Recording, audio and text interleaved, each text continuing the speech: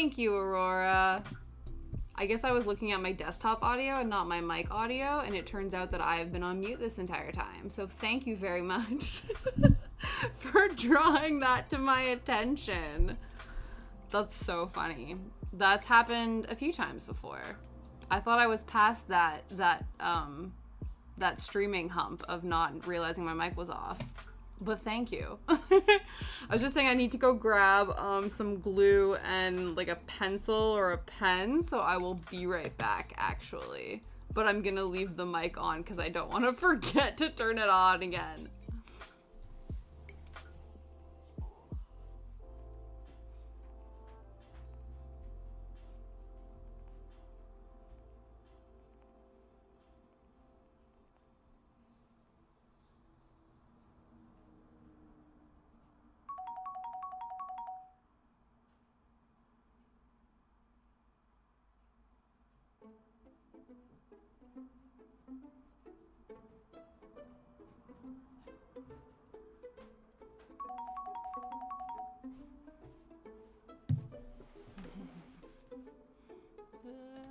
There we go. All better.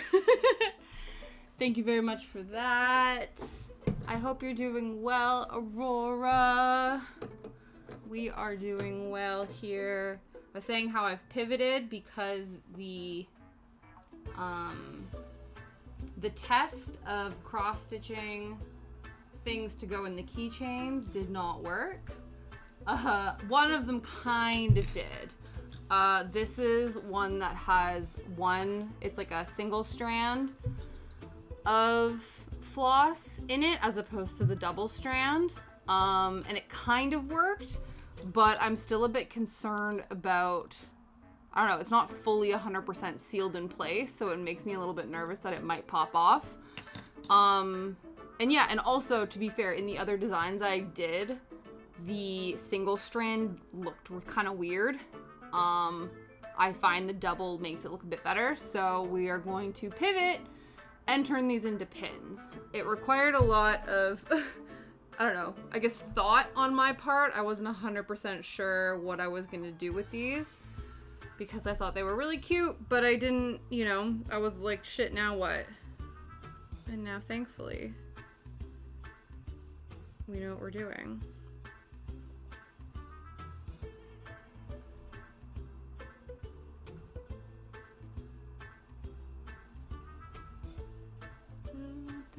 Oops. Keep this. Yeah, thank you. Hopefully they turn out okay. The other thing I was debating was like turning them into little canvases, but I don't know. I like the idea. I don't know. I like the idea of like wearable pieces or like things that you could stick somewhere. Yeah, like little patches, definitely. So they're like little patches, but instead of having to physically sew the patch onto something, you can just like clip it somewhere. That's the idea. Okay, I think it might be easiest to cut this one out and then use this one as a template when cutting out the second one because we want them to match.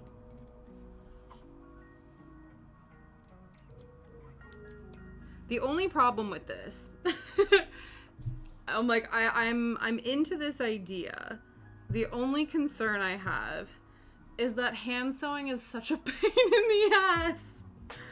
It is such a pain in the ass, but I think it'll be worth it. I think, I don't know, if we can do things in a way that makes them a bit like chunkier maybe,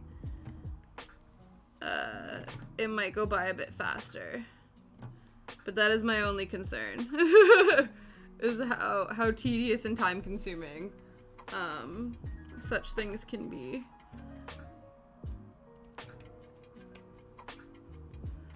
These are meant to be the same size, so I might as well just do 4 of the same here. Just keep using these as templates, and we can always trim them down and like change them later if we need to.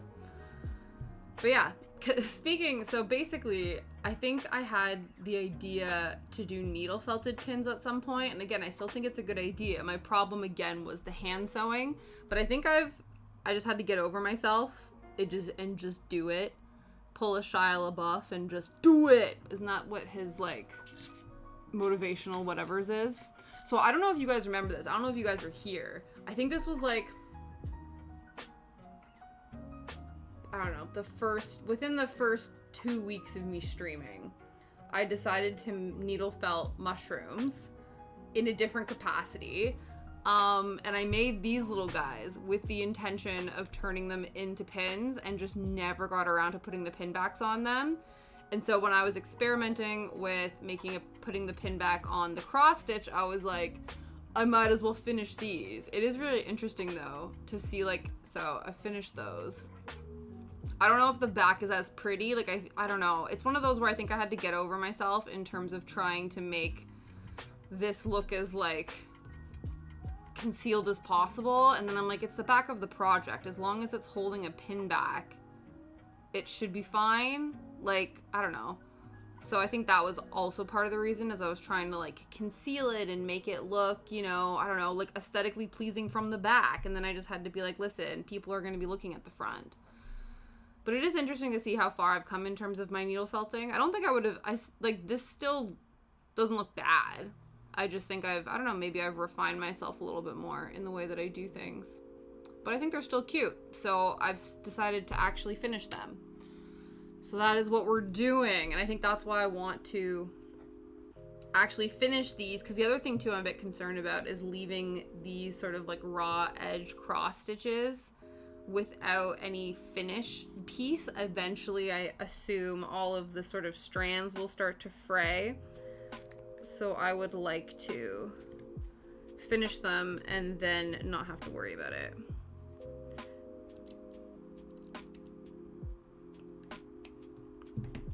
But yeah, just, like, see an idea through to the end. I say this as the fairy ring, the fairy circle mushroom needle felted thing that we're working on last week sits currently unfinished. But I don't know, I think it would be fine. I think I have a pretty decent setup up here, but I just get nervous about needle felting downstairs for some reason. I think because there's just a lot more little pieces. I say that as I have so much crap on the table right now, but I don't know. So maybe if we can finish these today, maybe that's what we do tomorrow, is we work on that. Because again, I've not touched that at all. So this is what this is gonna look like. I can probably make these a little bit smaller. I don't know. I don't know actually. It's kind of cute with a bit of a wider border. So when that is all stitched together, that's what that's gonna look like. So that's the first one. That's the second one here. So then we're going to prep the ghosts as well, and then we will get to fusing. They're definitely like, the fusible web is a bit bigger. You're supposed to have them be about, like, 2 millimeters under the size that you're attaching it to. So it needs to be 2 millimeters smaller than the cross stitch. But just for the sake of cutting out the main thing, I wanted to do that first, and then we can go back in and, like, stitch them up a bit better. Okay, so that's what these two are looking like. So now we need to do the black one. But yeah, all of this felt, like, I have so much felt, and that's because it's funny actually. It was basically like, Jesus, this is a lot. Passed down through multiple family members. I think my aunt had this kit for, like, felt babushka dolls, like felt little matryoshka doll kind of things. And she didn't want to do it, so she gifted it to my mom, who didn't want to do it, and gifted it to me. And I started doing it, but I don't know. Again, it's a lot of hand sewing and a lot of, I think the other thing too is the kit came with patterns, but the patterns were, like, double-sided, And so I couldn't just cut out the printed pattern pieces, because then I would be cutting into other pattern pieces on the back side. So that was the other thing that was a pain in the ass about this kit, is I had to take like baking paper or tracing paper, trace out all the pattern pieces, cut out all the pattern pieces. So that was the first level of cutting that needed to happen. And then it was attaching it to all the felt pieces and cutting all of those out. And then there's multiple ones. I guess you're saying that, Aurora, I guess I probably could have photocopied them and cut them out.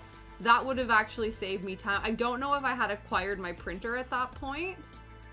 But that's actually a really fair point. Though I wonder, because again, the kit is sitting in my bag in its half completed state, because there's 3 different dolls. So there's 3 Matryoshka dolls, or 3 like little babushkas, and then there's like a babushka like wreath or centerpiece or something. So I can't remember if I had finished cutting out all of the pieces, but that would have been a smart idea.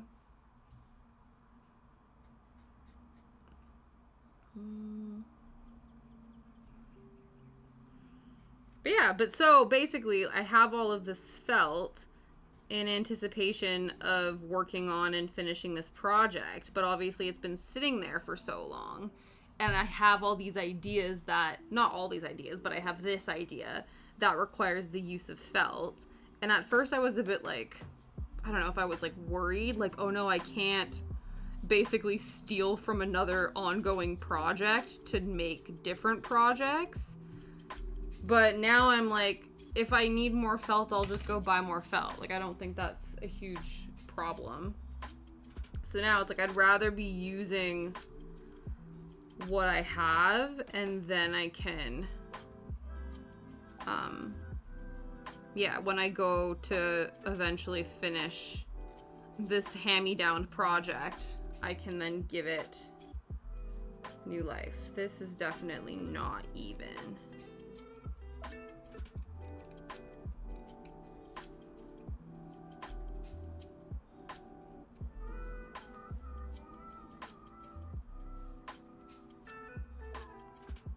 This also seems massive.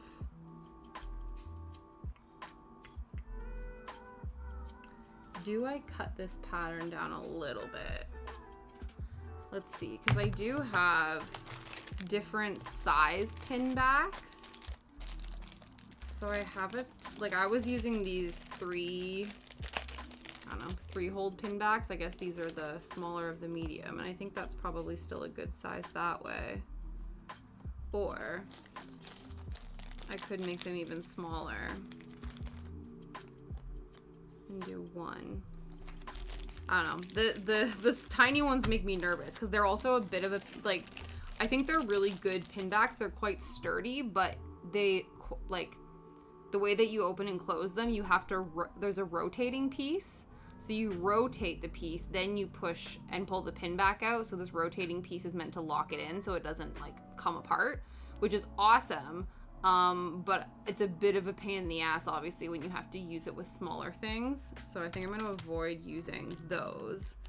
But I do think that maybe this is a little bit tall, like unnecessarily tall. So I think maybe what we'll do is we'll cut... no, it's 2, 3, 4. Yeah, I think that seems okay. So 1, 2, 3. Cool. So 1, 2, 3, 4. That's 5. Let's cut the other one off. I think because after I finished these after I had decided that they weren't going to fit, or after I verified that they weren't going to fit in the keychain. So it made more sense. I don't know, I guess I just cut it and left it at that. 1, 2, 3, 4, 5. 1, 2, 3. Okay, that is still that length. So maybe we want this to be 1, 2, 3, 4. Just maybe a bit longer that way.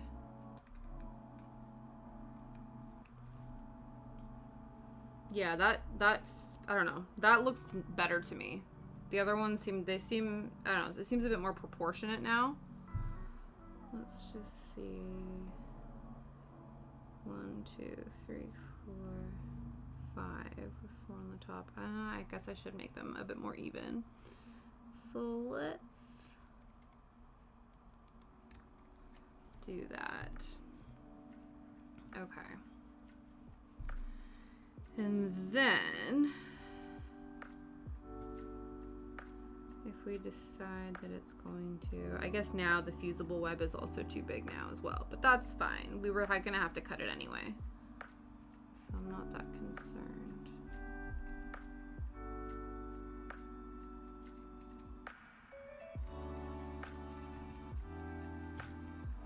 Sure.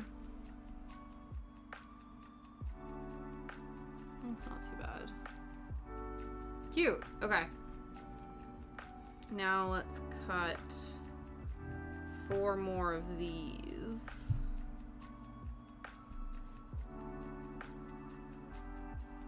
Oh, I think this is a rod. So it was wonky because this side is wonky, I think. That's fine.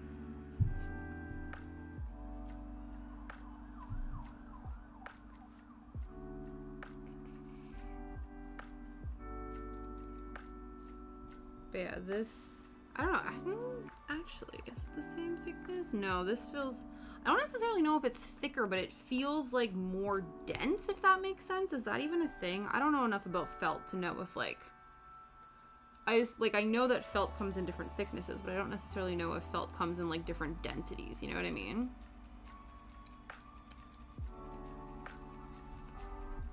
That I don't know.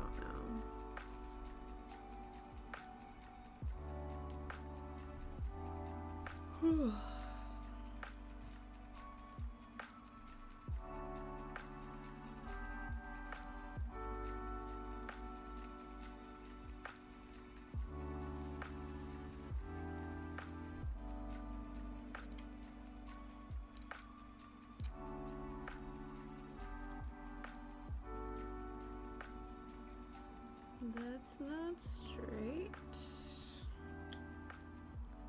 fine. It's good enough. I feel like, you know, it'll just be like all the houses in the UK. Nothing is straight. Everything's a bit wonky.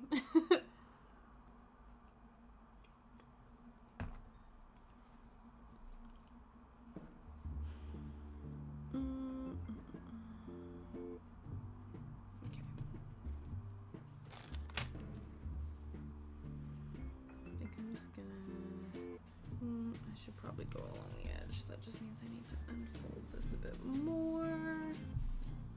Okay, there we go. Cool. Oh, I don't know if this side is straight either.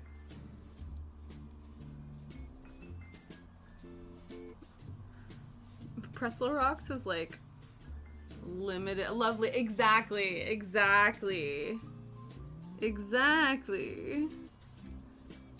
It's bespoke. Every single one is unique because none of them are.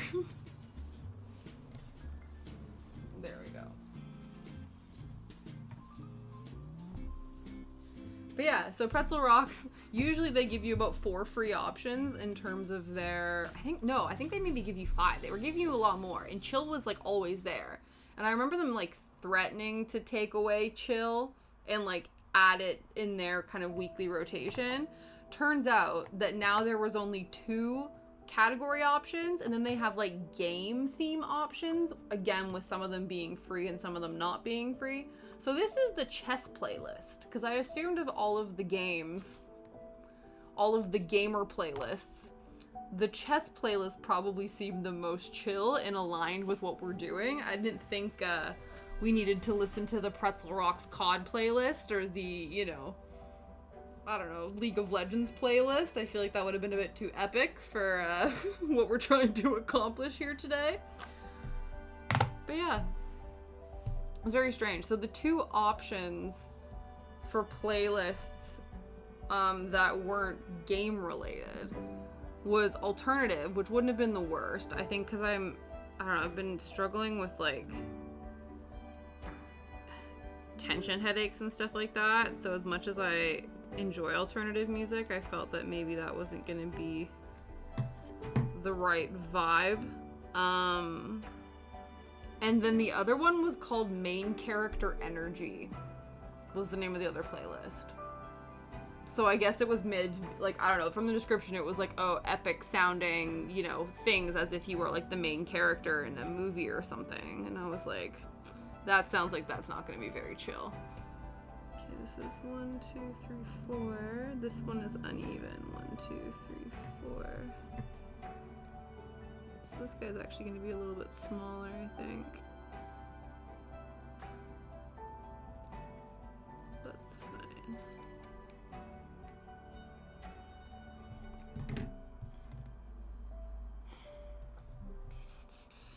Alright, and then this actually is going to be a perfect square. Whereas I think the other one is a bit, it's more rectangular. Yeah, this one has an extra couple. Where's that guy's a bit bigger? That's fine. Okay. So next, we'll arrange the fusible web on the first guy. I'm gonna pull that off.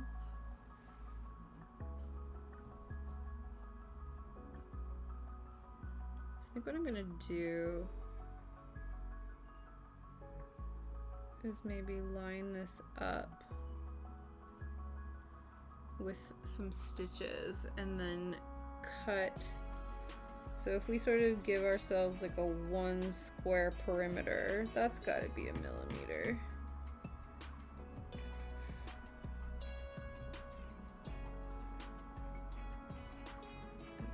where's that line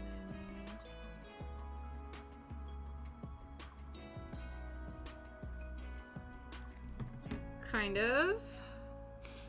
Again, we will reinforce this, so it's not going to be the end of the world if it's not 100%.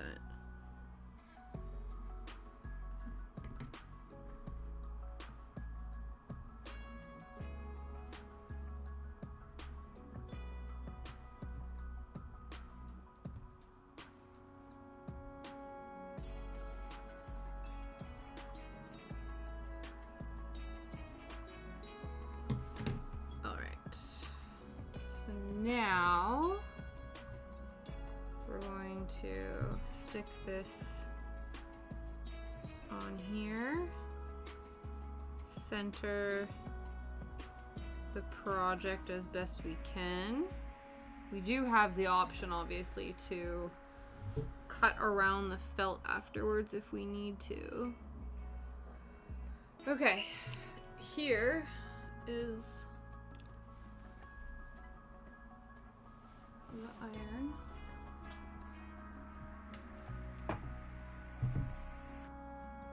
So I'm thinking, so this is an awkward angle, but it beats rearranging everything.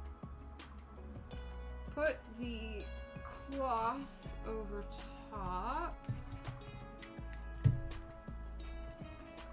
Hit it with some steam. I'm going to hold it for like 3 seconds. Is it 3 or 10?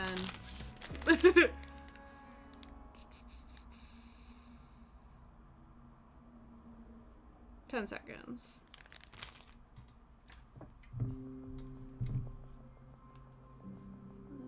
Check. Nope, that did FA.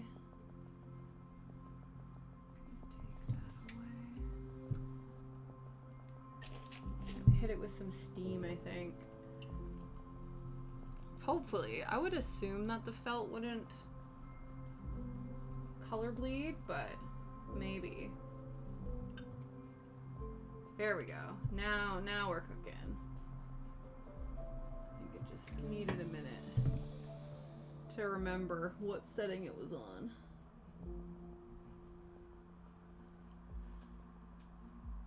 Okay.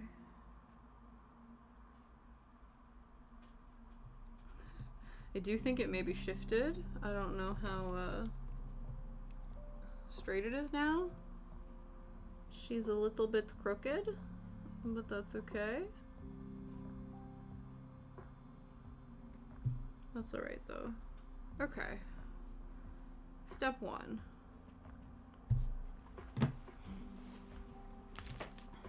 I'm just gonna keep it outside. Okay, so step 1, this has now been fused. So step 2 is now I'm going to take the pin back and we're gonna start the dreaded hand sewing. I don't know if when you apply a pin, I'm under the impression that when you apply a pin, it's easiest to apply by pushing down as opposed to trying to push up. I don't know if that's just me, I guess. Now I'm wondering too though, because this is a bit bigger and it's going across this whole thing, maybe we actually use a larger pin back, because that looks kind of small right there. And like I said, I find the larger the pin, the easier it is to use it. Though this guy, for whatever reason, is a bit funky. Oh no, there we go.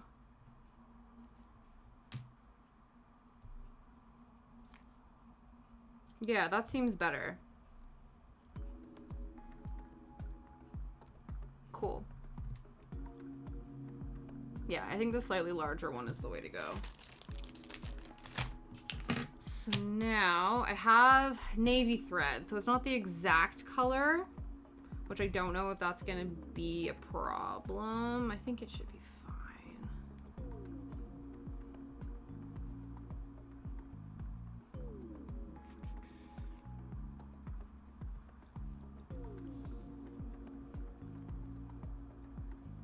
Don't know if I need that much.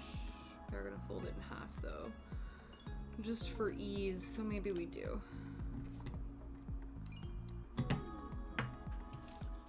So now we'll get our teeny tiny sharp. These guys are such a pain in the ass, especially I find if you have dry skin.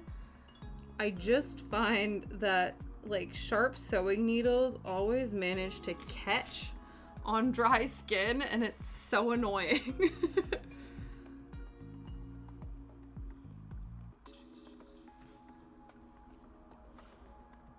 So I'm gonna do a couple knots, and then I think this will be good because we're sandwiching 2 layers of felt together. That'll also secure any of the knots and things, and just like hide any of the knots and stuff that we make behind a piece of fabric, so we're not seeing them, they're not as noticeable, and all that jazz.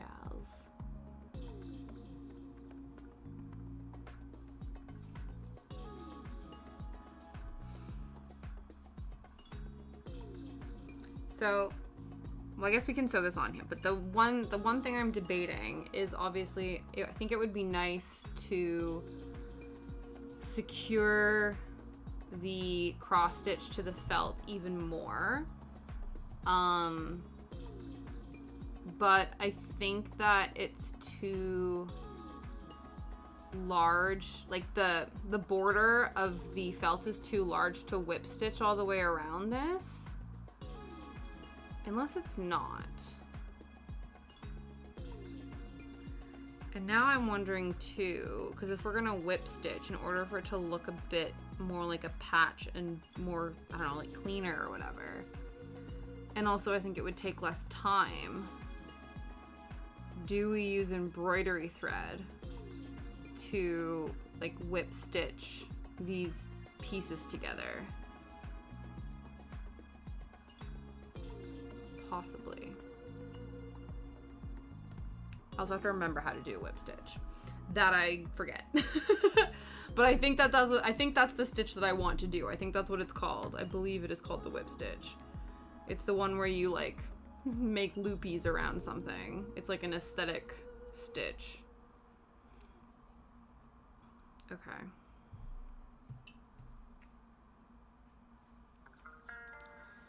Now we're just gonna, again, we're eyeballing things. This is handmade bespoke, you know what I mean?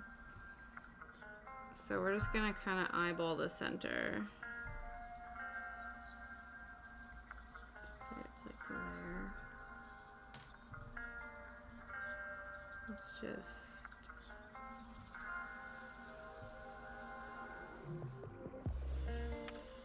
There we go. So if we just say that that's the center, this we're gonna be pushing down.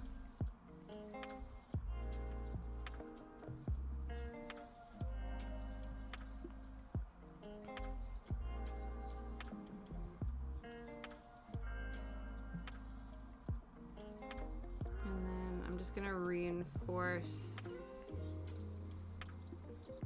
the top and the bottom of the pin backs of all these 3 holes, and we'll probably go back in and do it a couple of times just to ensure that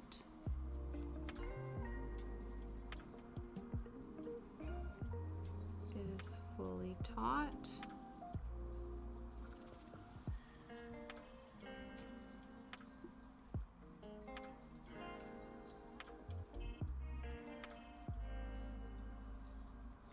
Trying to keep this, so do the center one and then try to do the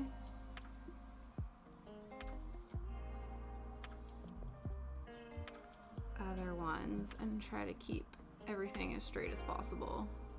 I guess if it's not, we can always again trim the felt in a way that makes it straighter. There's a lot of flexibility in this, I feel like there's a lot of room for flexibility.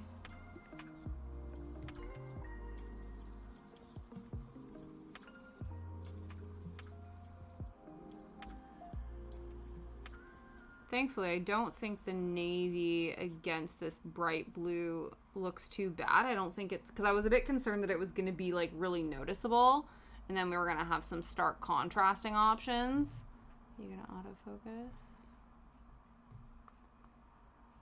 But yeah, it's not bad.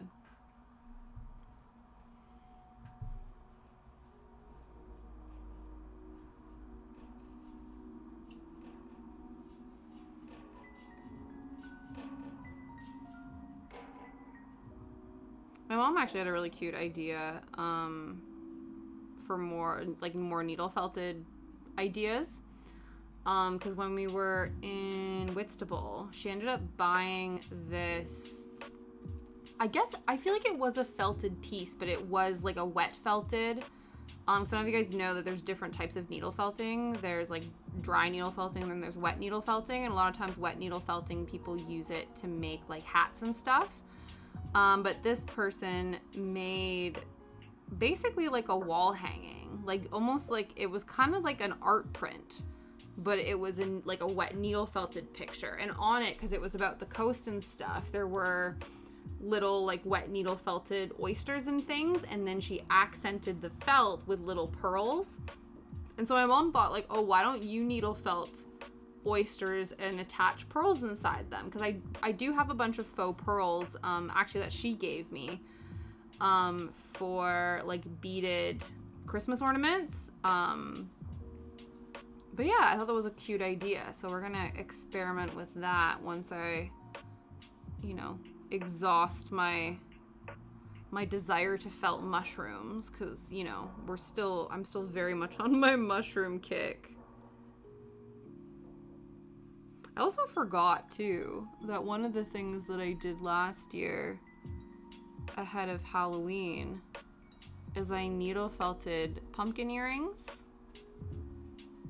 And so I'm remembering little like one day builds that I have done in the past, and I'm like, I should revisit those.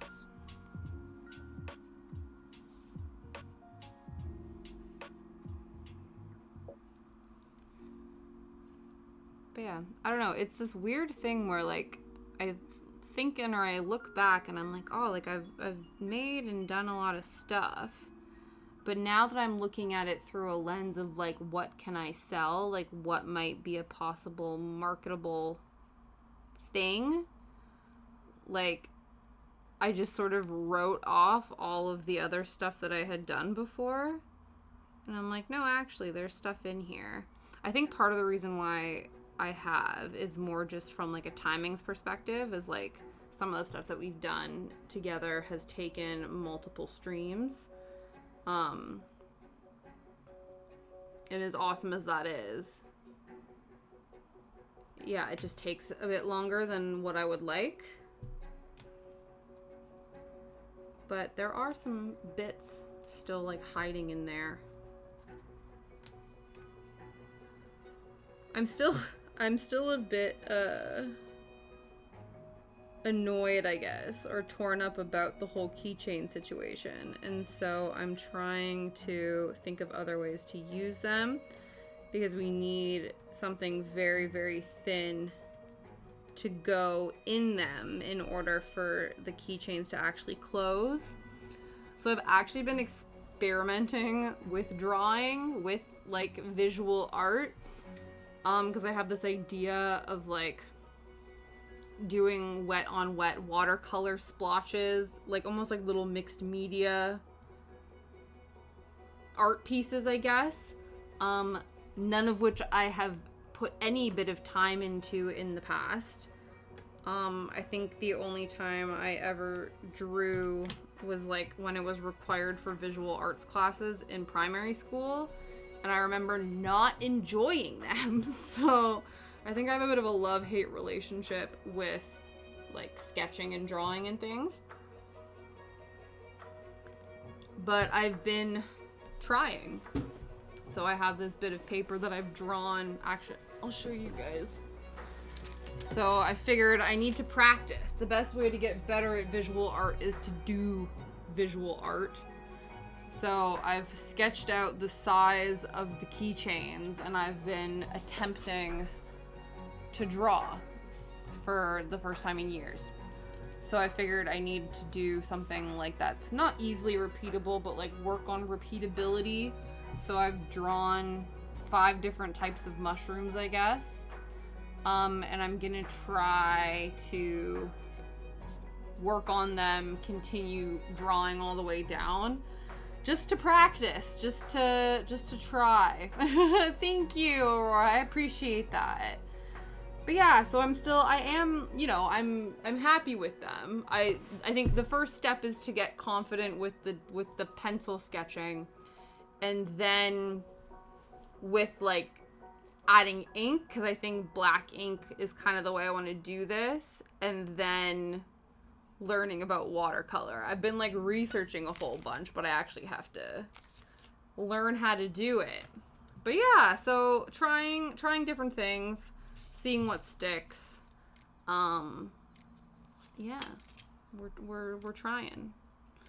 Because again, I don't want all of these keychains to go to waste, but it seems like the only thing that really makes sense in order to fill them with is a physical, anything with any sort of, like, 3 dimension isn't gonna work. Okay, let me remember. So now we have our pin back piece of felt and our cross stitch piece of felt. And now I want to attach the 2 pieces together, but I want to whip stitch and sewing.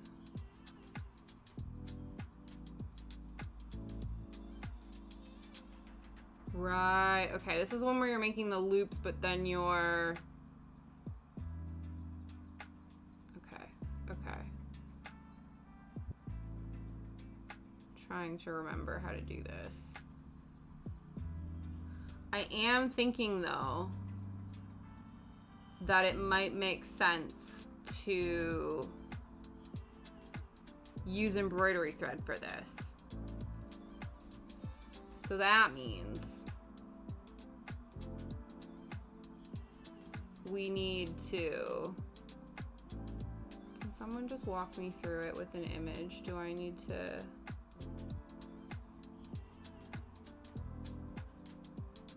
I probably have to watch a video, don't I?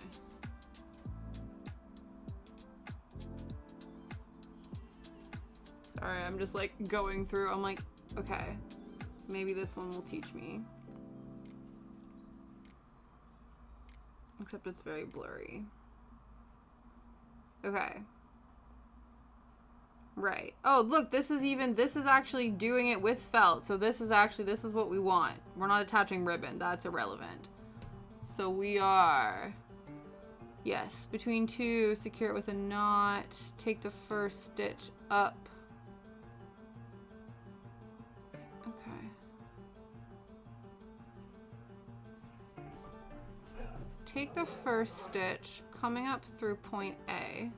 And then start the next stitch in point B. Bring the needle up through point C.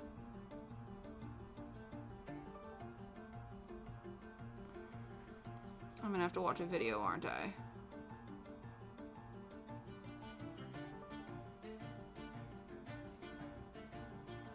Because you're basically catching the loop from what I remember. But I don't remember. Okay, so, but I do think we need thread, but I don't know what color I need for this one.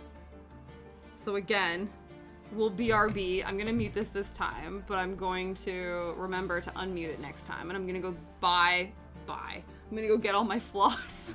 So BRB again.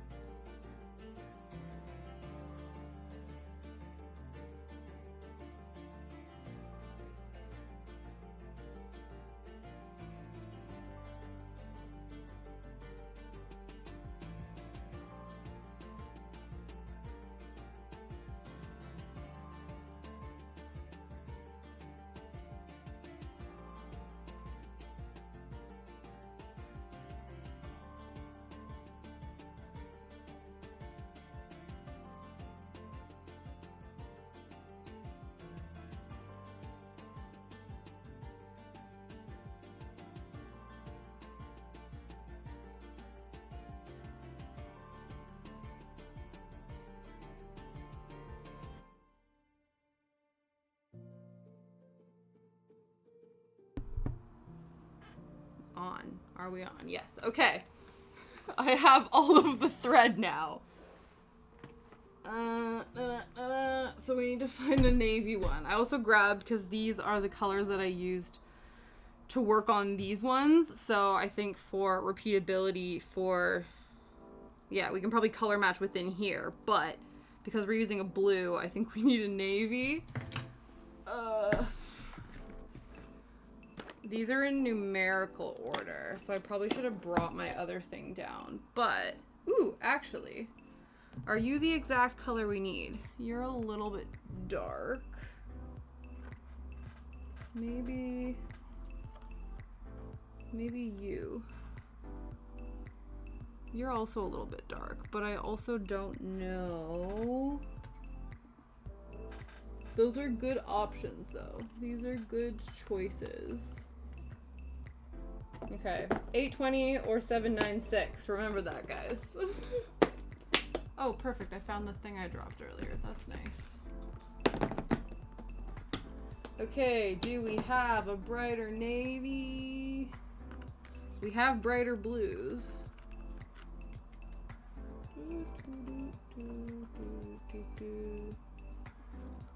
No. Last one. Oh, maybe. No, you are not the right color.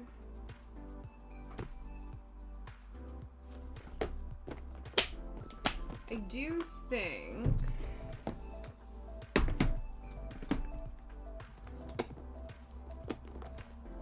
okay, which one is brighter of these two? They look the exact same. Do they look the same under here? Not really. Kind of. Not really. I don't know. I think 820. I think 820 is gonna be our closest bet. All right. So.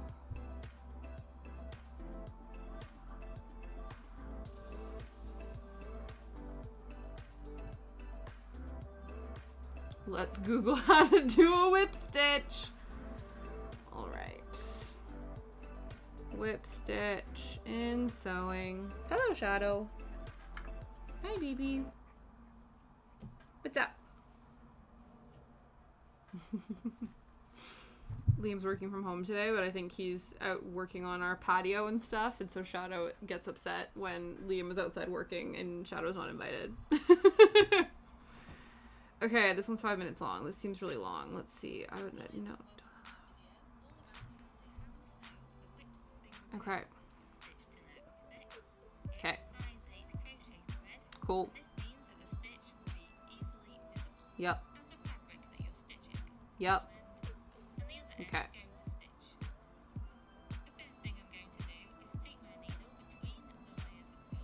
Yep. Because you want to hide your knot. Yup. Gotti.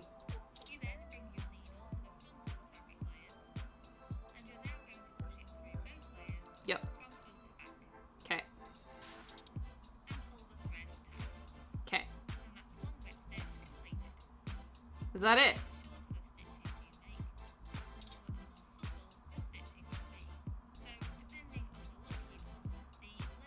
I could have sworn. No, I think. Okay.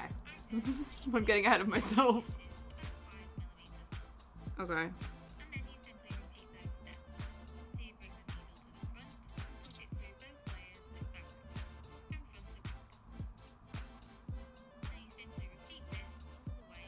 Oh, okay. So there's no. What's the one I'm thinking of where you actually have to go in? What is that stitch called? Well, if we're just doing that, that should be fine. What's the stitch I'm thinking of then? How I'm using whip stitch. Oh, it's the stitch. What's it called? Okay, stitch to finish blankets. Is it called a blanket stitch? I think it is. That's what it is. It's a blanket stitch. Duh. I'm like, what's the stitch used to finish blankets? No, it's the blanket stitch that I'm thinking of. So this one is...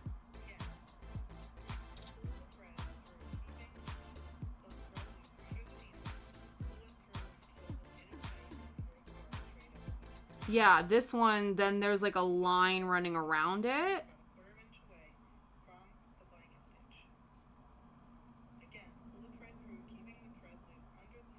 Yeah, this is the one. Okay, that's what I'm thinking. I think we should blanket stitch, actually. I think that might be nicer.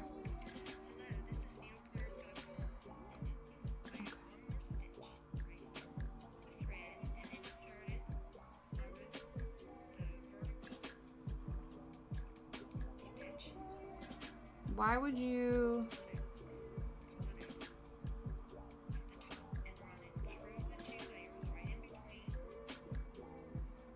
Okay, but... There we go. Okay. I was like, bitch, why did you already finish this? That's not what we're learning. We're learning how to do it.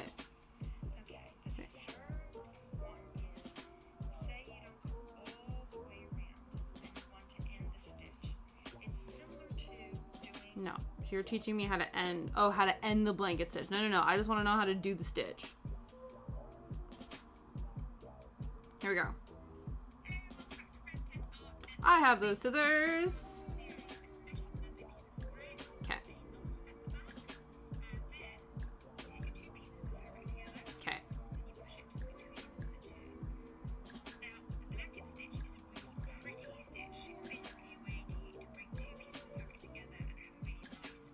Mm-hmm.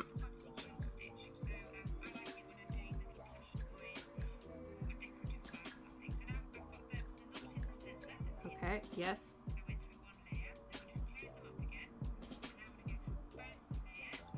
Did you? Okay.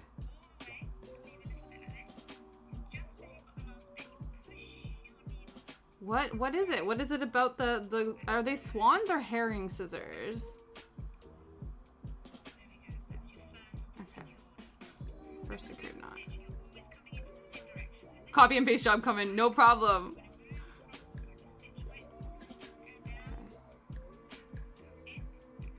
Yeah.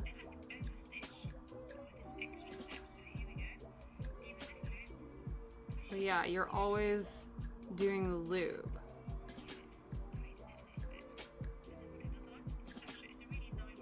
Okay, that's what we're gonna try and do. That's what we're gonna attempt, is the blanket stitch to finish this. Okay. I don't know how it's gonna look around the corners. It looks like, okay, embroidery scissors are shaped like storks. These scissors do not, oh, umbilical clamps. Interesting. With a set of 4 steps like snakes. Why snake? Oh. That's so interesting. So they were originally umbilical cord scissors? That's wild.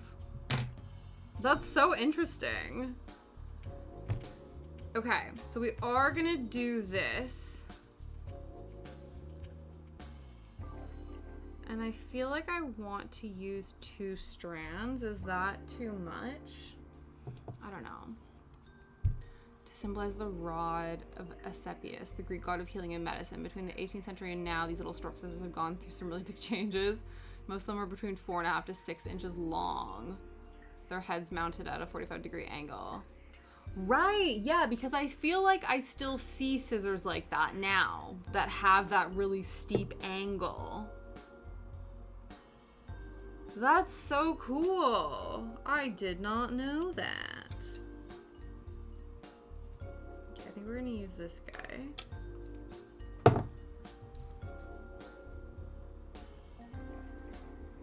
I also think too, maybe I'm gonna stick a bit of glue down just to secure the center, and then we will blanket stitch.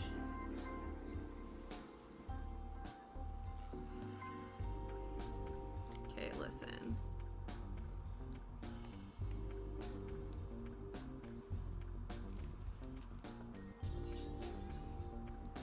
I think that this probably needs to be.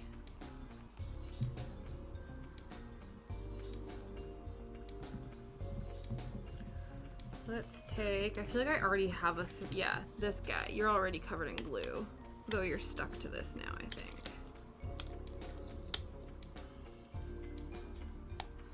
So, yeah, no, that's so cool, though. I love that. Okay, never mind, we're gonna have to sacrifice another pin. Sure, let's sacrifice you.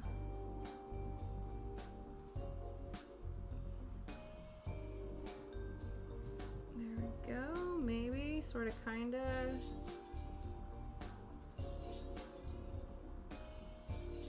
Just, I don't know, you're just gonna stay there for now. Okay, was that enough, or do I have to go in and excavate more? No, that was good enough. Okay.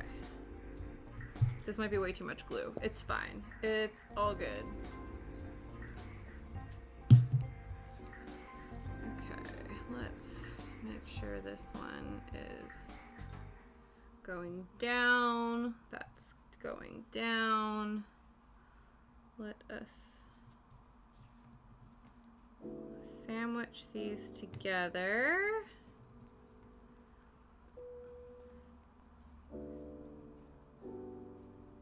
Okay.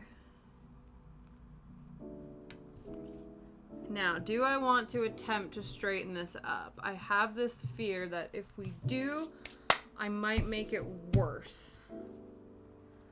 There is high possibility that attempting to straighten any of these edges. Oh, do we risk it?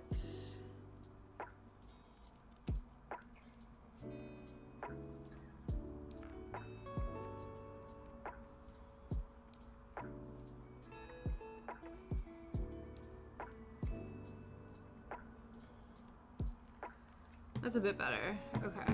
That wasn't as dangerous as it could have been.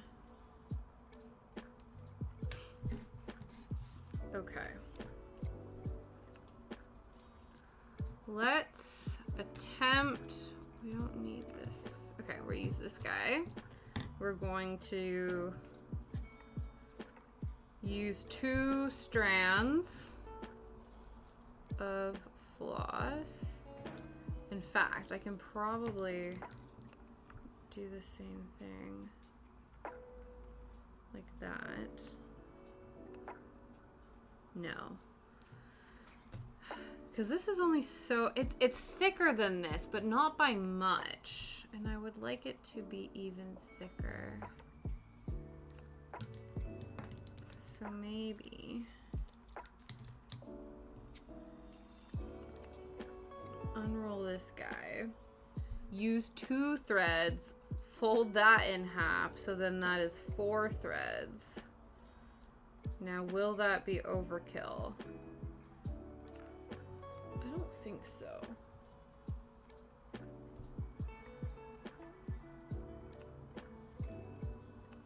Okay. So let's wind this back up, because I don't think we're gonna need, well, we might need more later, but trying to minimize the amount of space we are taking up with stuff.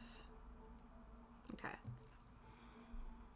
We're going to attempt the blanket stitch. Let's tie a knot.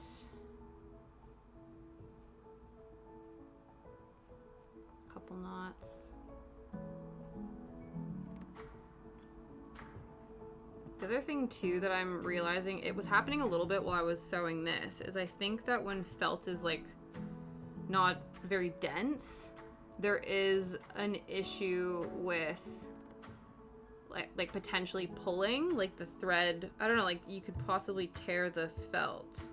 I might be overthinking it though. Saul, hello friend. I hope you are well. I hope things are good with you. Happy Thursday. I hope you're having a fabulous day.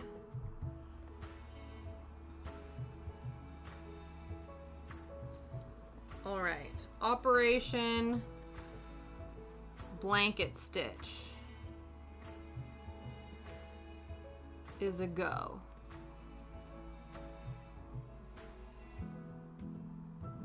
Let's just tuck this in here. Hope for the best. Really tough night. No! Oh no! What? Were you just not sleeping? Like not able to sleep? Or... That's really frustrating.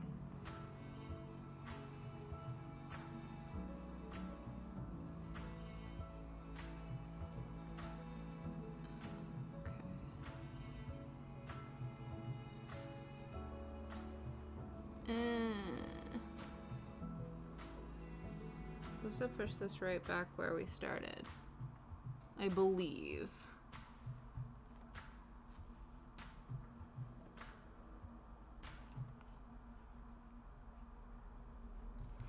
Okay, let's make sure we're doing this correctly. Let's go back to the video. Let's go back to the vid, back to the VOD. Okay, yes, okay, we've gotten that far. Yeah. Mm-hmm. Okay, gotcha.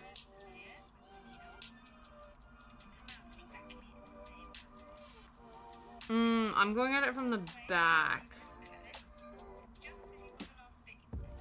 Okay.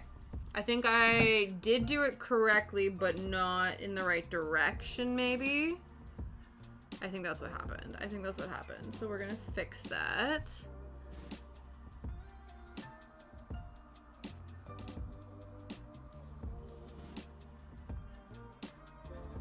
We're going to attempt to fix that.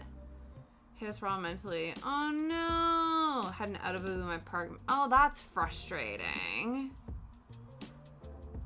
Oh no. Yeah. Do you think you're gonna have a nap today, or you're gonna try to push through sort of thing?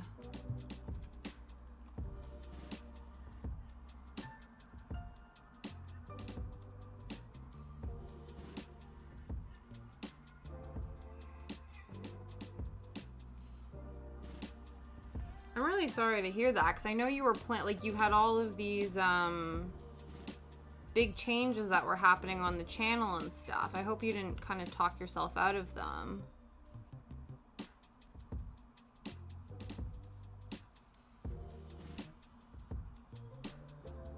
Alright, we're gonna do this again, but we're gonna do it from the front. And then we're gonna go back in the way we came.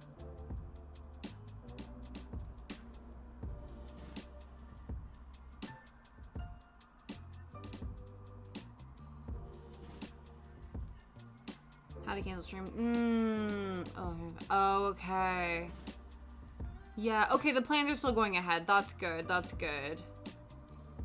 Right, but you got family stuff that you've got to sort out. That's always frustrating when you have, like, you know, running around that you have to do. But obviously it's like, if everything had gone according to plan and you were able to sleep well and do whatever, like, you might have been able to get up, get that all done, etc., etc. But then because it's always so annoying when, like, things kind of snowball, right? Where you're sort of like, okay, we're on plan, this is the trajectory of the day, and then, like, roadblock, and you're like, okay, we're still, you know, and then you just get to a point where you're like, no, we need to make some changes. Yeah, that would do it, definitely. Hopefully the family errands don't take too long, and then if you're able to have a bit of a rest, I think that would obviously be the best kind of circumstances. Okay, I believe we did this correctly. Let's just consult this video again, just to make sure. Now, did I do this tall enough? That's the other thing too, because we want this to kind of look obvious. Am I overthinking it? Maybe, I don't know.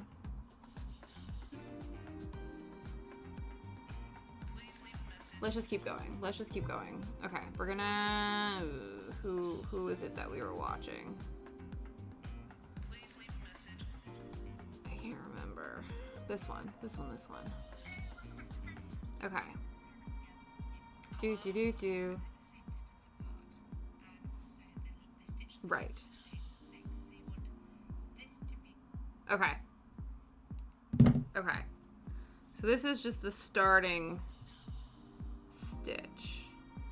And then we want everything to roughly be the same distance apart. Okay. Basically, what had happened was originally, I made all of these little cross stitches and they were gonna go into keychains. Which I didn't realize, though, that the cross stitches were thicker than the depth of the keychain. And so this one kind of fit, but I don't know. I'm unsure about it. And that one was with single-stranded stitching. So I had to take a couple days to figure out what the hell I do with these now. And so I came up with the idea of turning the mini cross stitches into pins. And so I trialed it out with this guy. And I liked the idea, but I didn't quite like the execution. So I had to do a little think on it. And I think the best course of action was to double up the felt. One being in charge of the pin back, the other one being in charge of the cross stitch, and then we're going to sandwich and stitch them together. So now I'm just blanket stitching this. But I actually do think that it might look better to, like, literally go along or as close to the cross stitch as possible to make it a bit more of a dramatic finish. So we are going to pull this out and try again one more time.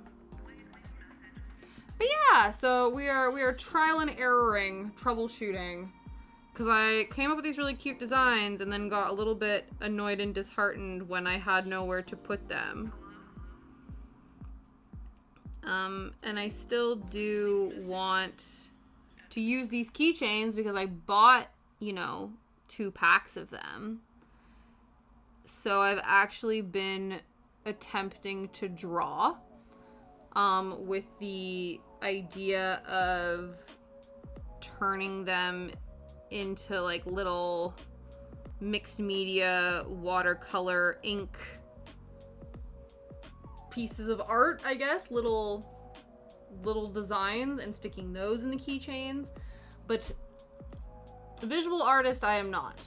I've more fiber arts. So I've been learning, teaching, trying new things, and seeing how she goes. But yeah.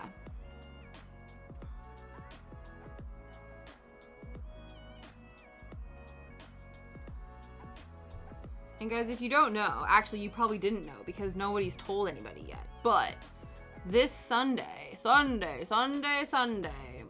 likes to do special streams, guys. He likes to do special, he has a list of shows because he is multi-talented, multi-hyphenate streamer extraordinaire.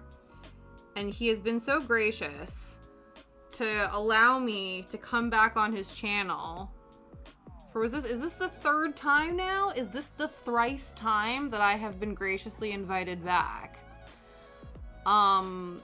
But me and other fellow crafty streamer Naomi are going to be going head to head in a debaters challenge. So I'm very excited. It's not just going to be, your uncle's or your auntie's debater challenge. There's going to be different rounds. There's going to be different ideas. 4th time if you count the quiz. I do count the quiz. Absolutely.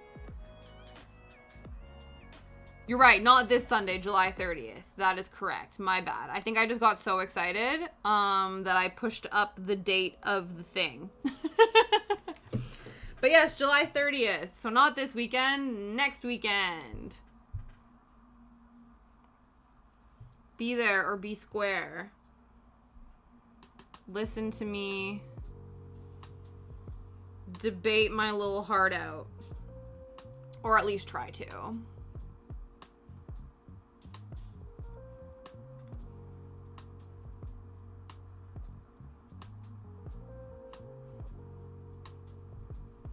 Yeah, it's gonna be fun. Okay, I'm trying to make these even, not only width-wise, but also length-wise, and that is proving to be a bit of a challenge. Who knew? Okay, that one's okay. I think I need to underestimate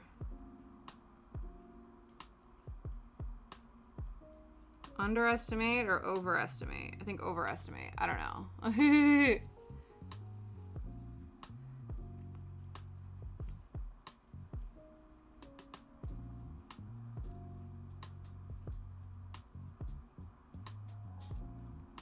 Okay. I think this is, I don't know. It's hard to tell, and I know that was kind of the vibe, as I wanted it to not be super contrasty. And actually this is where we color match this pretty dang good. So I'm pretty stoked about that. But yeah, now just comes the boring, repetitive part of continually hand sewing. And I think, again, because I'm not used to this, I'm working on, it's gonna take me longer because to try to get the consistency. That one's already a little bit wider than its fellow blanket stitches, but it's okay. Oops.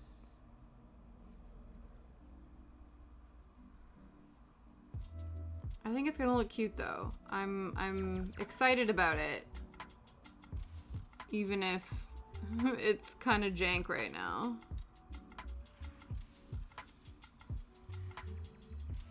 I'm saying this. I need to start reframing. Let's positively reframe, guys. It's not that it's going to be janky. It's just going to be a truly bespoke piece of art. When things are not uniform and you mess up, it's not that it's a mess up. It's that it just becomes more bespoke and looks more expertly, handmade. that's what we're going with. That's our excuse, and we're sticking to it.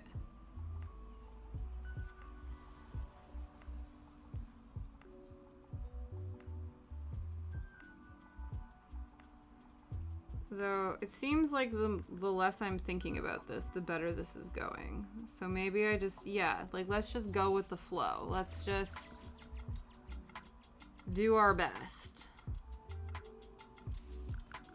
I'm not entirely sure how this is gonna work on the corners.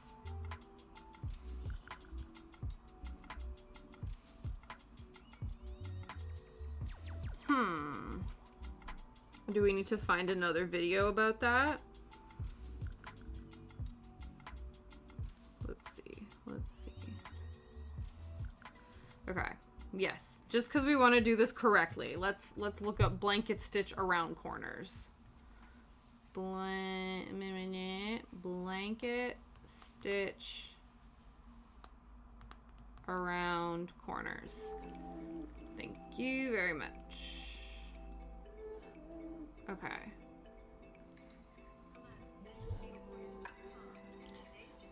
Okay. Okay. Come on. Right.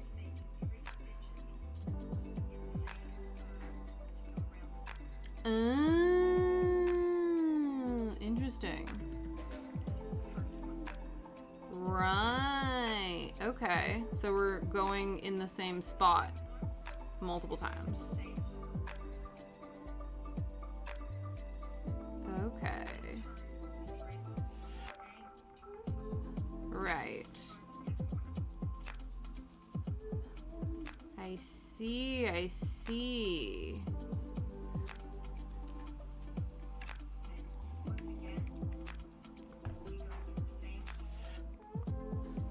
Right.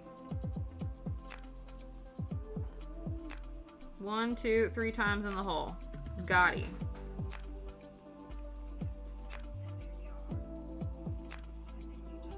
Then we just continue. Okay, let's do it. We're learning new things. Okay.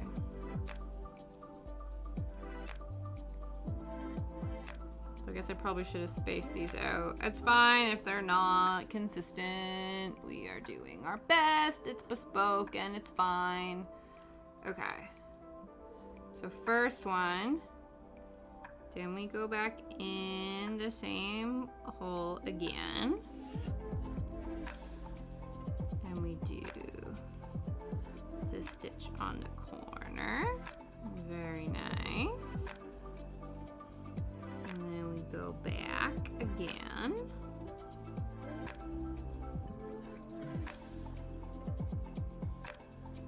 Ooh. And we don't get a knot in the thread because that would be bad. So there we go. Okay. Oops.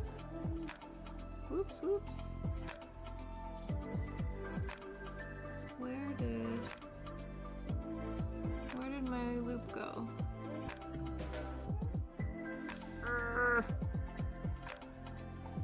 Okay, listen. There we go. It just took a minute.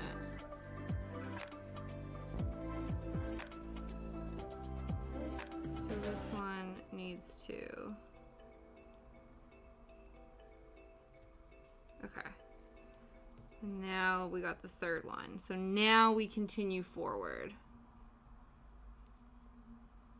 Though I don't quite know where our corner hoop went.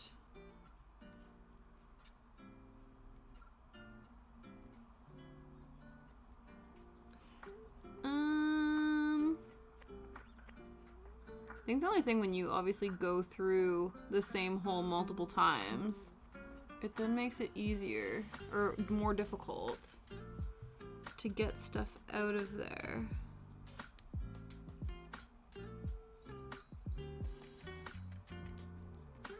I think we need to regroup because this looks really messy and I don't know if I did something wrong and that's why it looks messy, or if it's just not the cleanest looking stitch.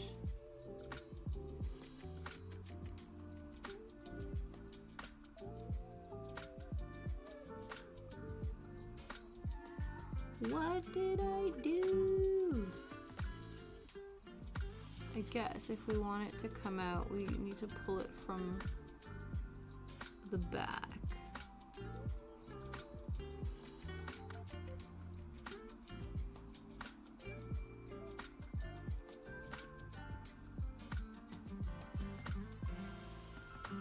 Okay. I'm also concerned about things fraying.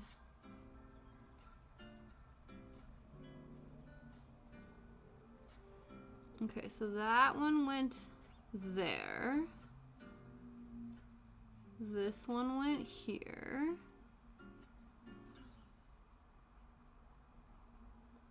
And this is the newest one. So I think it's fine. I think it's just very tight. Okay. As long as these know what they're doing, I guess we just continue. I'm unconvinced, but this doesn't seem too bad, so we're just gonna leave it. Big hugs all around, definitely. Sending you guys all my hugs. If anyone needs some love and support, just know that you have it here. Always, always.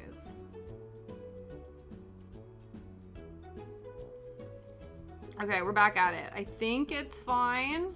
It seems secure, so we're just gonna keep on keeping on.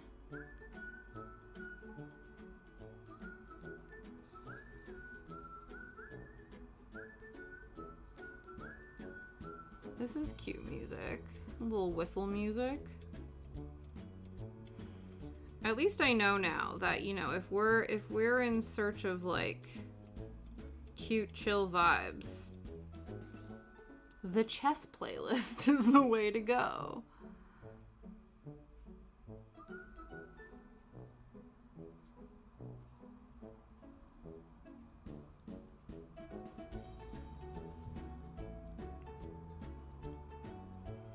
Now, I'm not sure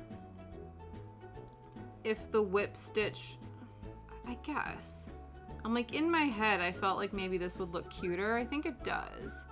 I think I'm concerned because I was like, oh, maybe the whip stitch would be better, but I do think that the whip stitch would actually require more thread. I think I can like leave these out. I think, I don't know. I think we're just gonna go with it. We're gonna go with it. Again, we are testing. I guess we could do the next one in the whip stitch and see which one we like better. These are all just trial cuts, I think. Because they're basically just different ways to secure and finish the project. So we can test different stitches, I think. I feel like that's a reasonable ask. I probably should have just done...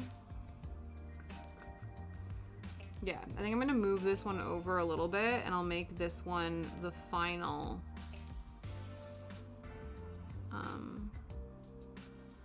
stitch.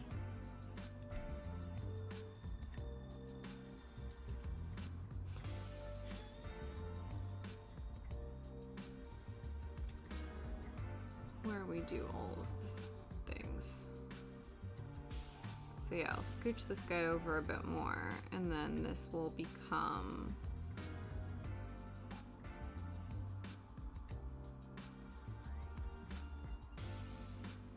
Okay. Okay. Hopefully I pulled this out correctly. Yes. So that's one. No, this doesn't look like it's gone down far enough, but it's fine. This is number 2, which is gonna go across the corner. And then this is number 3. Okay. Yeah, I still don't know how cute this looks, but it doesn't matter. It's fine. Okay.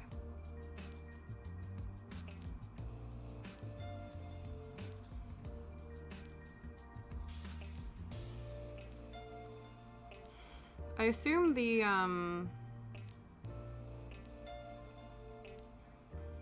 whip stitch is a little bit more... I don't like it. It's, to be fair, this can go around corners, obviously. It can be done. We are currently doing it. I think what happened is the one that's meant to go across the diagonal just sort of stuck itself over to the side on the last one, whereas this one actually kind of stayed in its diagonal, which is all right. But yeah, we'll try the whip stitch with the other one. Oops.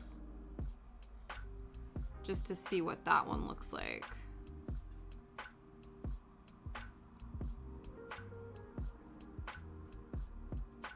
I feel like the only reason I am maybe leaning towards the blanket stitch is that I can put these farther apart, whereas I feel like with the whip stitch, I might want them to be a bit closer together just to like ensure everything is sealed up and not going anywhere. Whereas with the blanket stitch, I don't know, there's peace of mind with that little line going in between the 2 pieces of felt for whatever reason.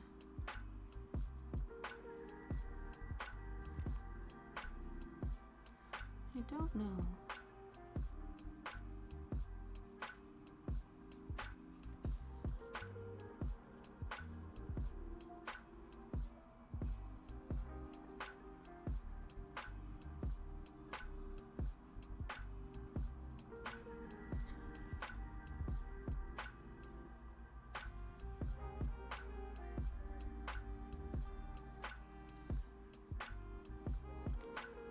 Getting into the swing of things, I feel.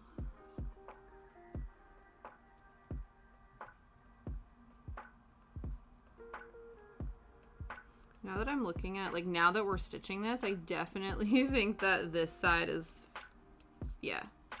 It's fine. Doesn't have to be even. It's bespoke. It's fine.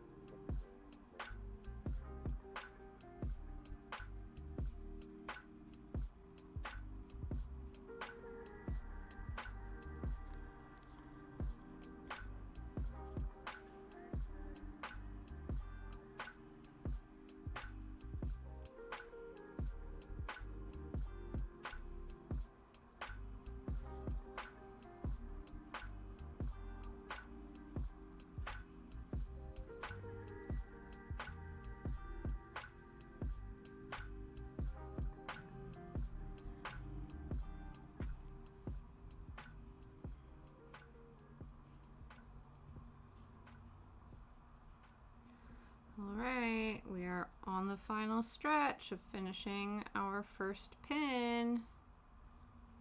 It's like technically it's the second one, but I am going to fix the one that I did, the mushroom one I did earlier.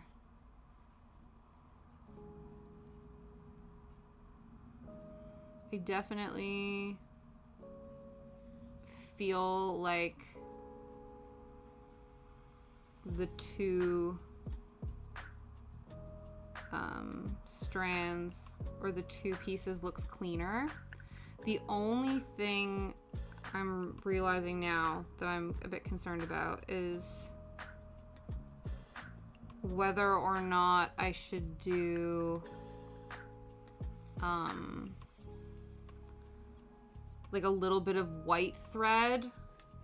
I should have done that before I stitched this together, but reinforced the cross stitch with some thread, because right now it's only relying on the fusible web, which is fine. Like I assume it's doable. I made a patch for my mother-in-law like a while ago. And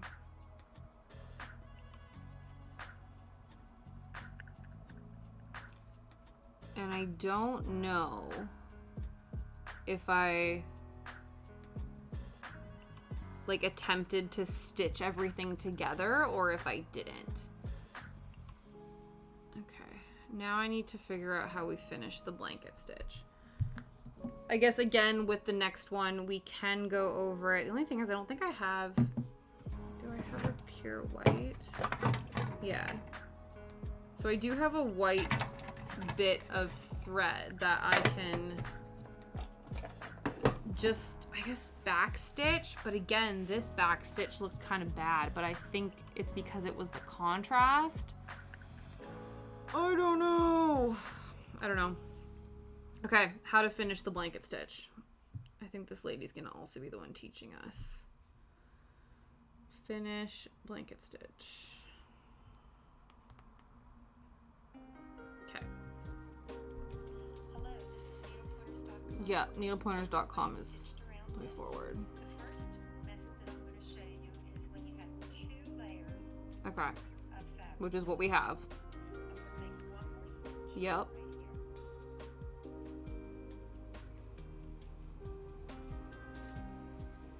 Okay. Now you're going to take the thread and insert it under the vertical stitch. Okay. Pull it over. Okay. Let's make sure everything is nice and taut. This isn't as taut as we wanted it to be.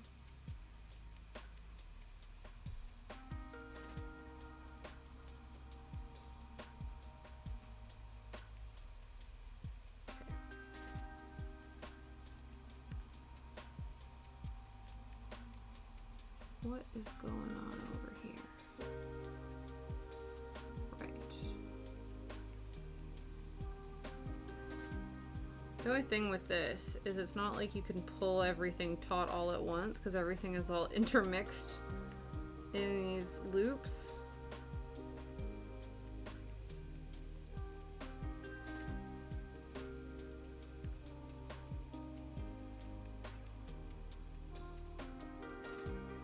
Okay.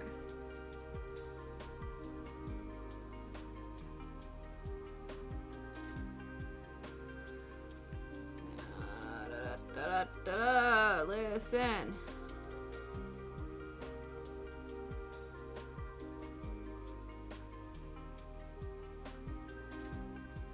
I just wanted you to be a little tighter than you were. Was that too much to ask of you?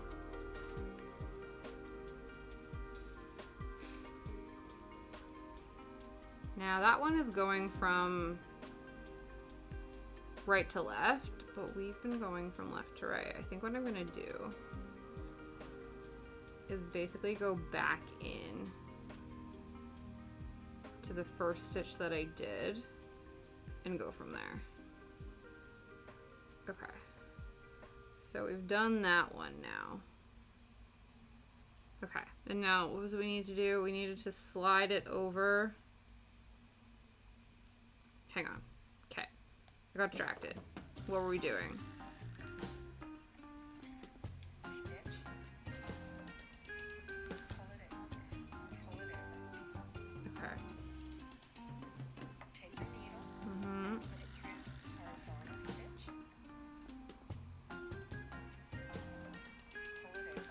Yep.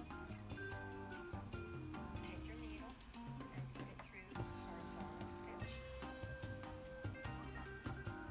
And now you're going to take it and you're going to make a little knot at the top.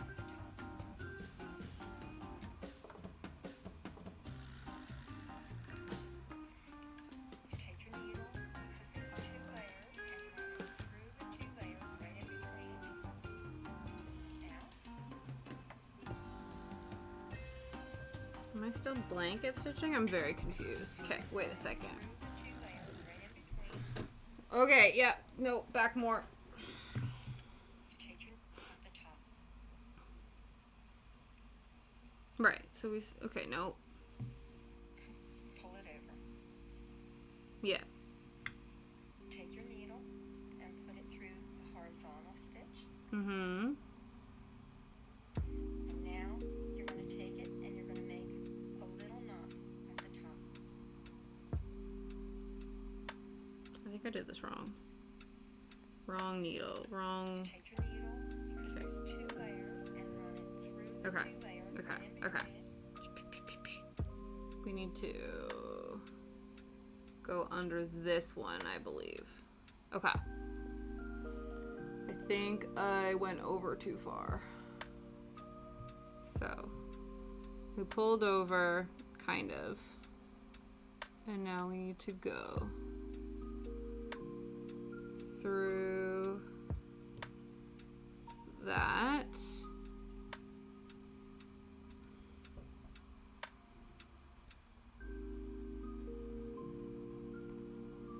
And now we need to...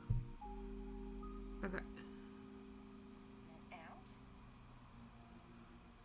Wait. Okay. You take your needle, because there's 2 layers, and run it through the 2 layers right in between. Mm-hmm. Out.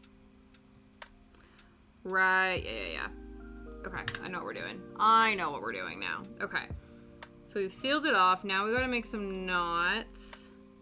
And then basically we're going to allow it to be sandwiched in between the 2 layers. And then it shouldn't come out that way. That is what we're doing. Okay. We're going to have to stretch after this. I think I was in gremlin mode.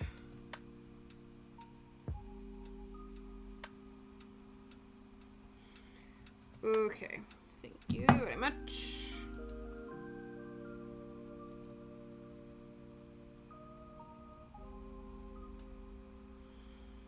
Okay, take it, sandwich it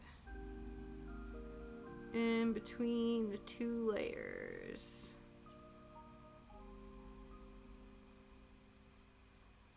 You pull that through, and then you cut this, and it disappears. Yay! Okay. First pin. She crooked, but we love her. Excellent. First one. It kind of looks like a biscuit, like a blue... I don't want to say that. I think that's like a weird term.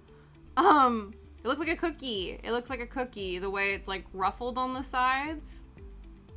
Interesting. That's not going to autofocus. That's fine. Just trust me on this one. Okay. So we've done that one. Now we need to stretch. And then we need to do the next one. And so the next one, we're going to experiment with backstitching the cross stitch with some white thread. Thank you for that. So we're gonna do that. And then we're going to also experiment with the whip stitch as opposed to the blanket stitch and see which one is preferred in terms of the style.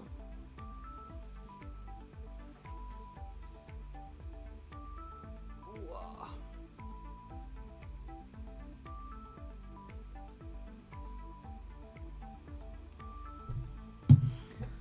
Okay, so first we need to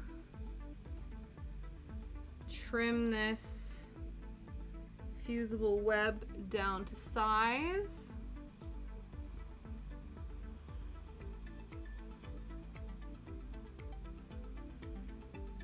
Again, I'm sort of using the 1 square length radius.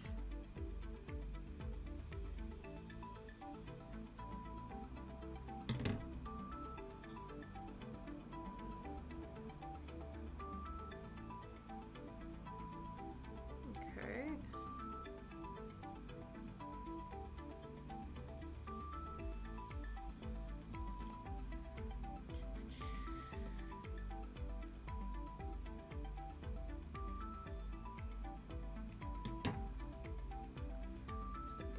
I know we gotta reactivate this. Thank God it has an auto off. Just make sure it's still in steam mode. Sounds like it is. Now we need to secure these together. We'll try to make it even, but no guarantees. That feels better than it was. Okay. I also feel like once it sort of goes on the mat, I'm like, well.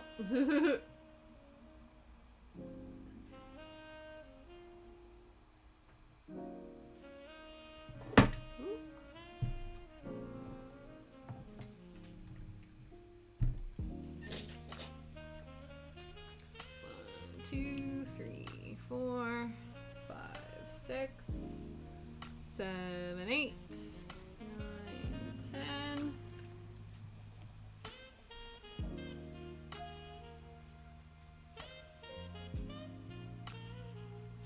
That feels pretty good. I feel like obviously when this is like, the felt is quite fluffy, so shit just moves when it goes under the whatchamacallit, under the iron. I think the fusible web itself also moved too, because I think it's more over here than it is over here.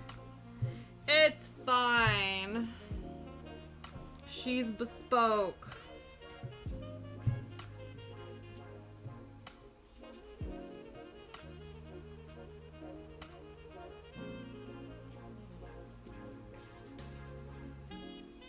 These are also uneven in some spaces.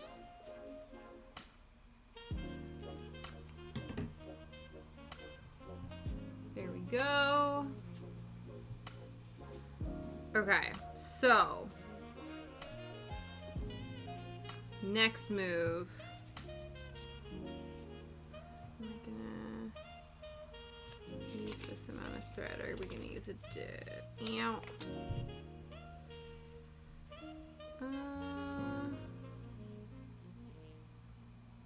How did this happen? There's like a tiny little knot in this. Was that always there? I didn't do that. There we go. Okay. So now we're going to attempt,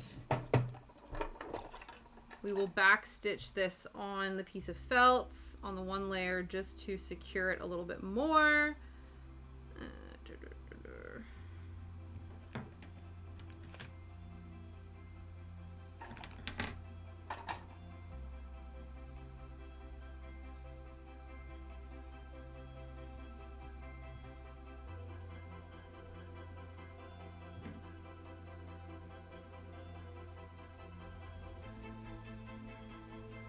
Do I use, no, I think I should use 2 strands just to make it easier, more secure. Okay, let's move you back down here.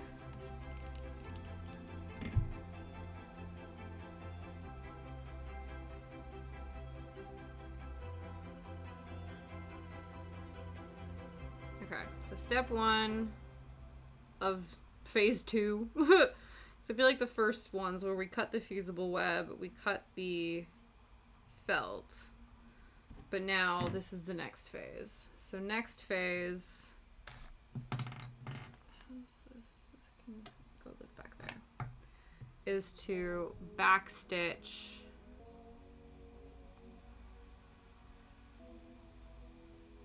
I'll start here maybe. That feels like an inconspicuous side. And because we're doing the 2 layers of felt, it's going to be less of a problem that, because I think before I was trying not to have the high contrast on the back of the pin, which is dumb because it's the back of the pin. And then that required this looking high contrast, but because this is going to be sandwiched in between another piece of felt, I'm less concerned about this.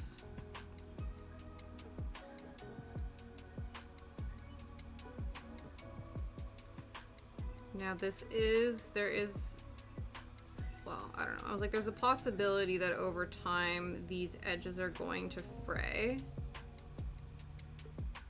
So whether or not this back stitching will do anything, I don't know. But it's just to support the fusible web, especially because over here, I think the fusible web moved more in like onto the right side of the project.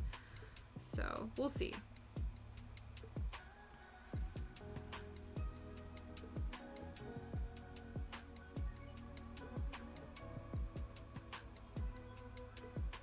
Would help if I could find, there we go.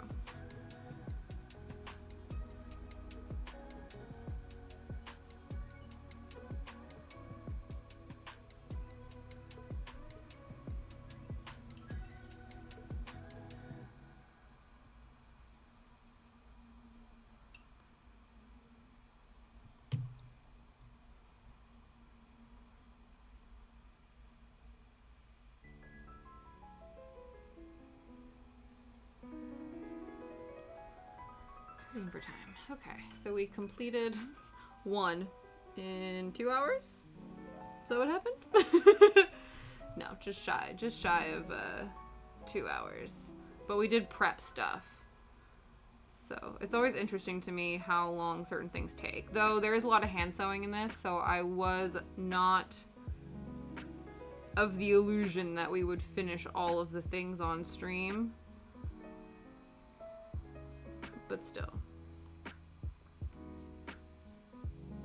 That leads me to think though, like if I wasn't streaming, because it's always interesting again, because I've sort of am looking at things from a production value standpoint in terms of like the cost benefit ratio of making things. I would assume that means that it takes me roughly an hour to turn 1 cross stitch into a pin. Which isn't bad, I think, in terms of, yeah. So if I think like, okay, it'll take me about a day to make these little cross stitches. So I think I made 2 on stream that one time, and then I made another. So yeah, a day and a half to make 6 mini cross stitches, and then another day to turn them all into pins, roughly. Good to know.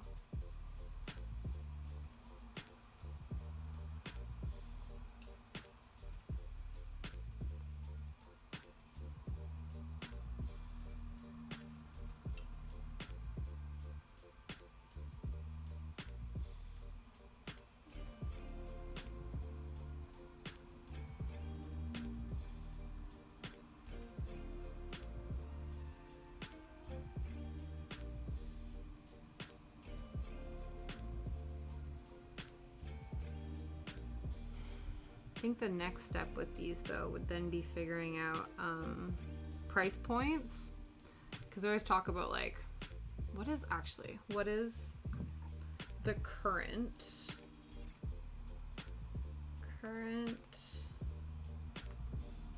minimum wage?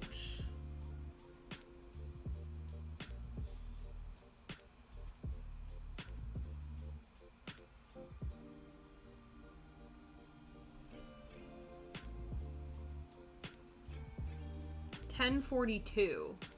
£10 and 42 pence for age 23 or over. So, I think that's the problem with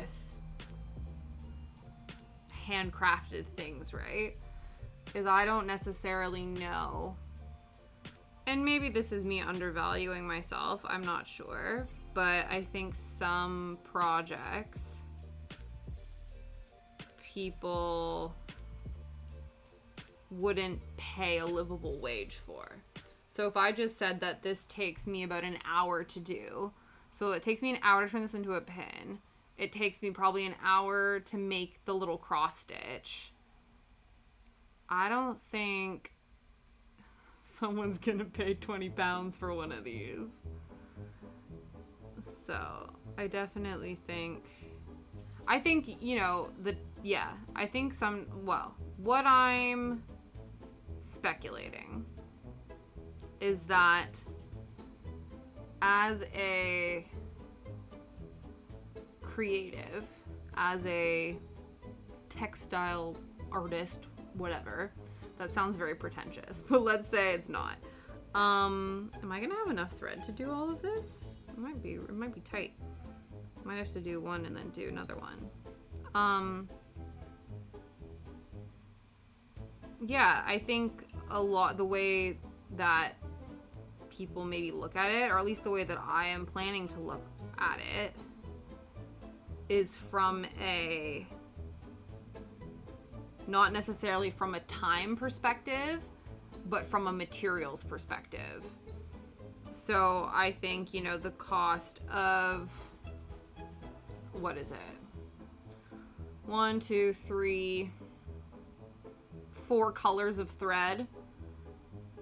I know I didn't use all of the thread, so let's say, the piece that I used maybe like 1 pound's worth of thread. But yeah, basically it's like if I charge £1 per component. So this has thread, which is £1, Aida cloth, which is another £1, felt, which is another £1, pin back is another £1. To me, £4 feels like more of a reasonable price for a pin. At least, or I think people would feel, at least, I don't know, I could be completely wrong, that £4 feels like a reasonable ask. But it's just interesting, because then that's like not even a half hour's worth in terms of minimum wage payments. So you just see why, like, I have such an appreciation for artists that know their value, and also have been doing this for so long, or even not doing it for very long. So like there's an artist that I love, Knock Thrice, the one who designed the mushroom cardigan that I love, and she embroiders hats and things, and they're worth like 100 Canadian dollars. And I think a lot of people will like complain to her about how her items are too high priced and stuff like that, but it's like, when I think about if they're trying to pay themselves and also cover the cost of materials, like, you have to, you know what I mean? And so instead of me being like, aw, damn, like, why is your stuff so expensive, it would be like, this is a bespoke piece that I would be interested in. if I want something like that, then I would save up for it, because I ultimately want to support the artist the way that the artist has worked out for their own benefit what they're worth. But it's difficult. I think that's why, like, because my brother-in-law, he's an incredible artist, visual artist. He knits, he crochets, he can sew, like, he can do it all. And, you know, my mother-in-law has tried to convince him, like, people are willing to pay you for the work that you create. And he's like, the amount of time versus what I would be making doesn't compute. And so he doesn't see the potential value in that. But yeah, it's just interesting to think about. Again, like I said, when my perspective has shifted to looking at things from a selling perspective as opposed to just purely from a creating perspective, it makes you realize, you know, how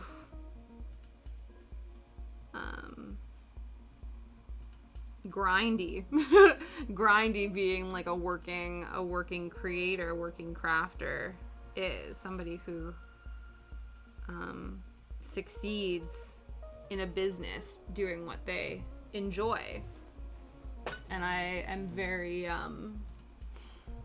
like, kudos, you know what I mean? Like, I think, like, that's so honorable and so amazing for people that are able to do that.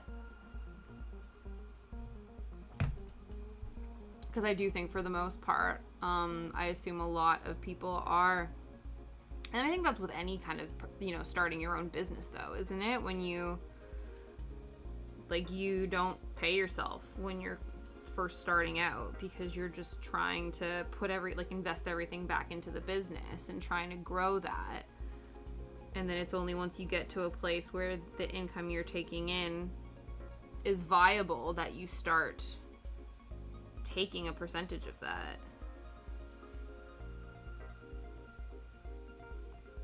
I think what I'm going to do is do this in 2 halves. So I'm going to get to the end of this guy, and then I'm going to knot it and tie it off. Just because I'm not going to have enough to go around, and I would rather have enough leeway to make a decent knot than continuing without, or like pushing it to the edge and then struggling to make a good knot. But this isn't looking like, it's looking pretty inconspicuous, so I am happy with it. Like, the back stitching is going not bad.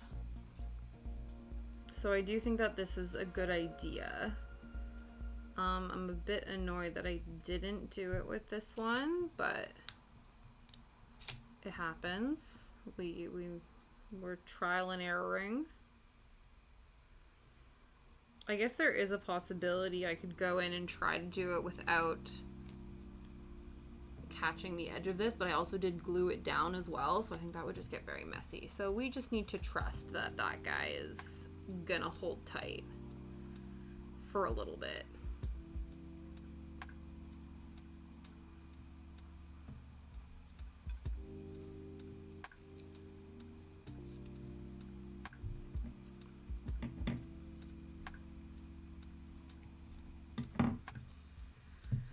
Okay, round 1 of back stitching. Let's do round 2.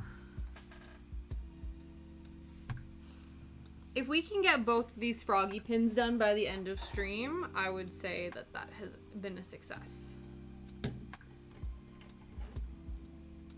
All right, because we are folding it in half, and then let's go even further, just to be safe.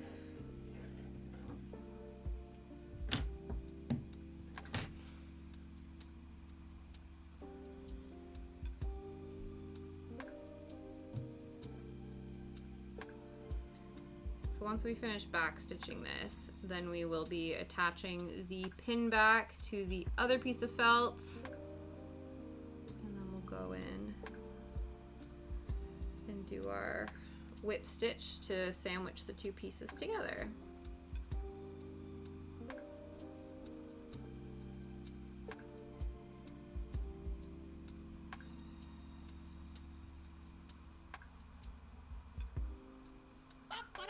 It's lengthening time!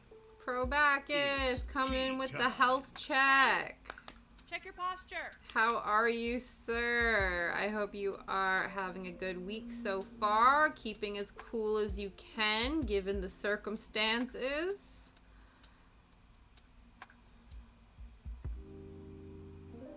Alright, we've done this. Let's drink. Oh, we finished the tea, but we have water.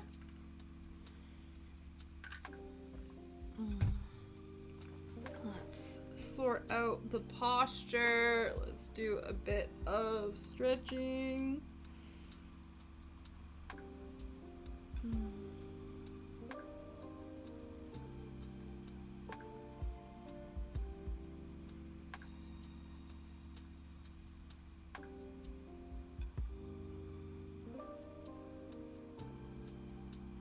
I was told by many a chiropractor, masseuse, etc., that in order for a stretch to actually do anything, you should be holding it for at least 60 seconds, at least a minute. Really? It's wildfiring everywhere? That's really scary. That's not good. It's really bad, like, in Canada and stuff as well. My parents can just, like, see the smoke from the BC wildfires over them.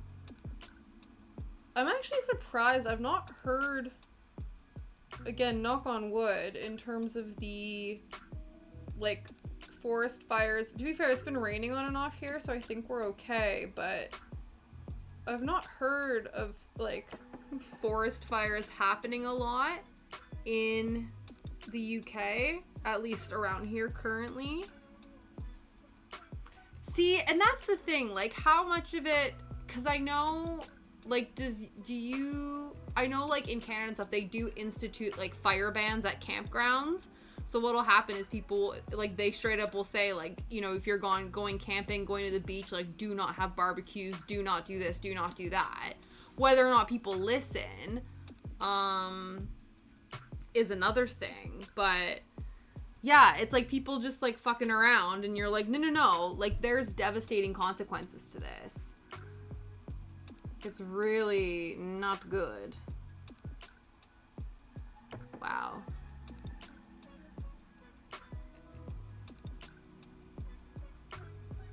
I really do hope, like, because I don't know, I feel like this does happen, like, where if there is, yeah, definitely. But I feel like, hopefully, they can, if they get caught, will they get charged? Like, do people, like, will there be prison sentences or fines for being caught being the ones who started fires? I would hope so. I would assume so.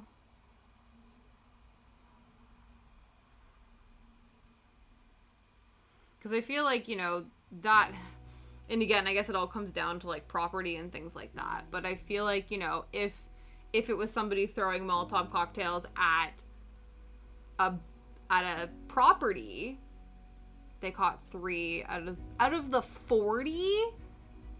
What are people doing? Why? Like, I just, like, I don't fathom, like, it's one of those things where I get, you know, okay, you went camping and decided to start a fire with your friends, like, to roast marshmallows and it, like, got out of hand or you didn't set it off properly, you know what I mean? But, like, purposely being fire starters just for shits and giggles when it's, like, 40-some degrees, like, I don't understand. Like, people are just so dumb. That's terrible. Someone is salty about a certain war going bad and they want to divide people on other issues. Interesting.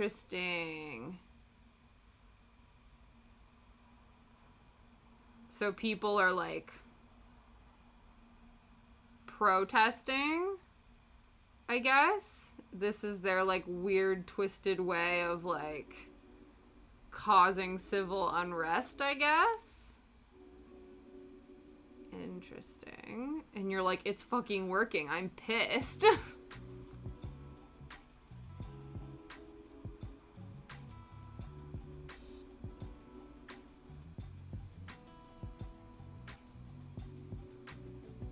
Oh.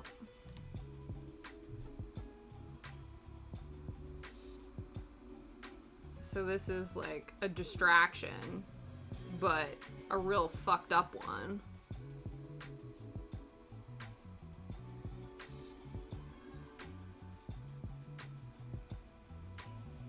See if you have people of different ethnic origins setting fire in your forest and people get upset. Right. Right. So they are sensationalizing the origins of the individuals in order to cause. Yeah. Yeah, I get that. Yep, let's stir the pot. Let's, divide the country. That sounds like an excellent idea.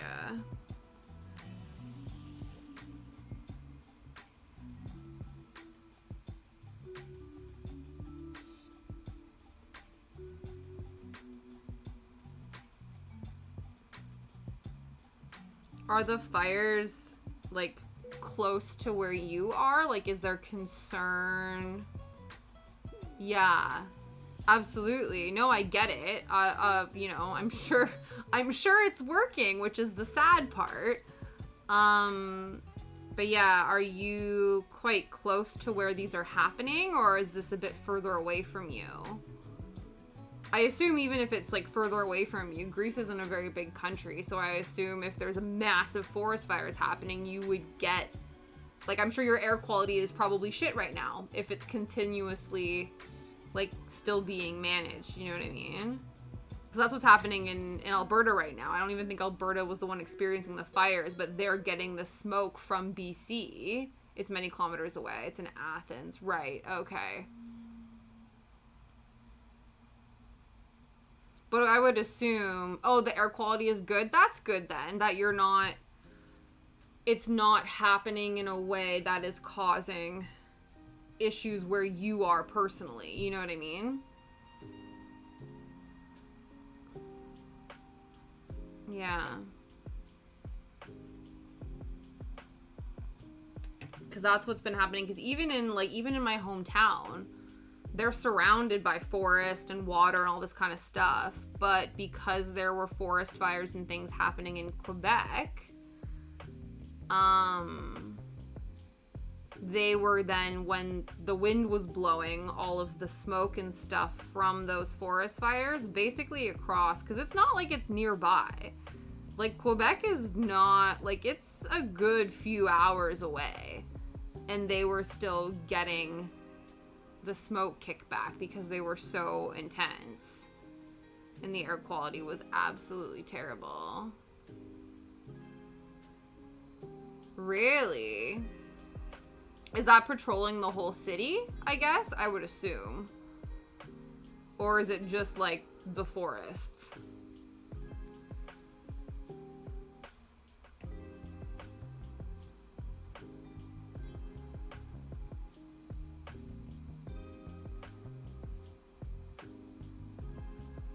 Patrolling the forests, yeah.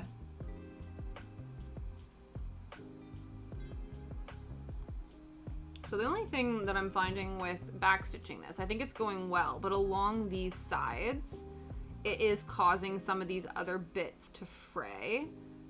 I could just pull them off maybe, but I don't know if that's a good idea. So we will just leave them for now, but that's the only thing I'm finding with, because I'm disrupting all of these threads, and because this is just sort of like an exposed raw edge, that's the only concern currently with the backstitching situation. Because I do think that this is going well. I don't know, it makes me feel more, like, secure in giving this to somebody knowing that all of the pieces are properly secured. You know what I mean?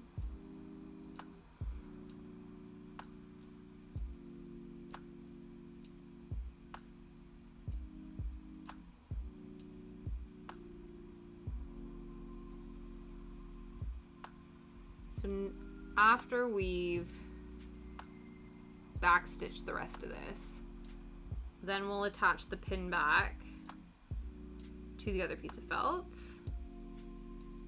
And then we will attach the two pieces together.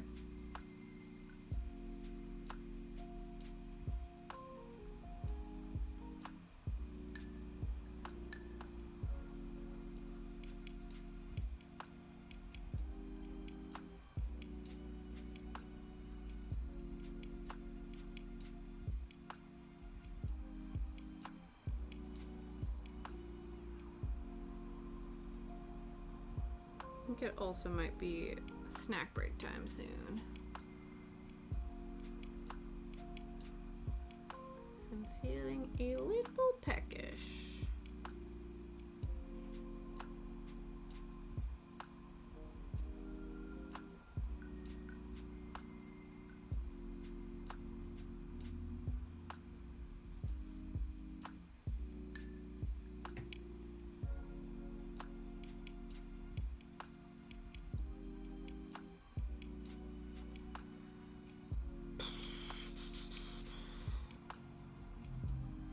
Yeah, I think you are just gonna have to come off.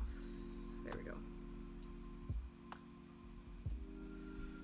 That's all right. Sometimes the fraying like can look strategic. Sometimes people like that more rustic, I guess. I don't know if it's rustic, but it's a bit more, yeah, the fraying around the edges is a strategic design choice in some instances. So it might be okay.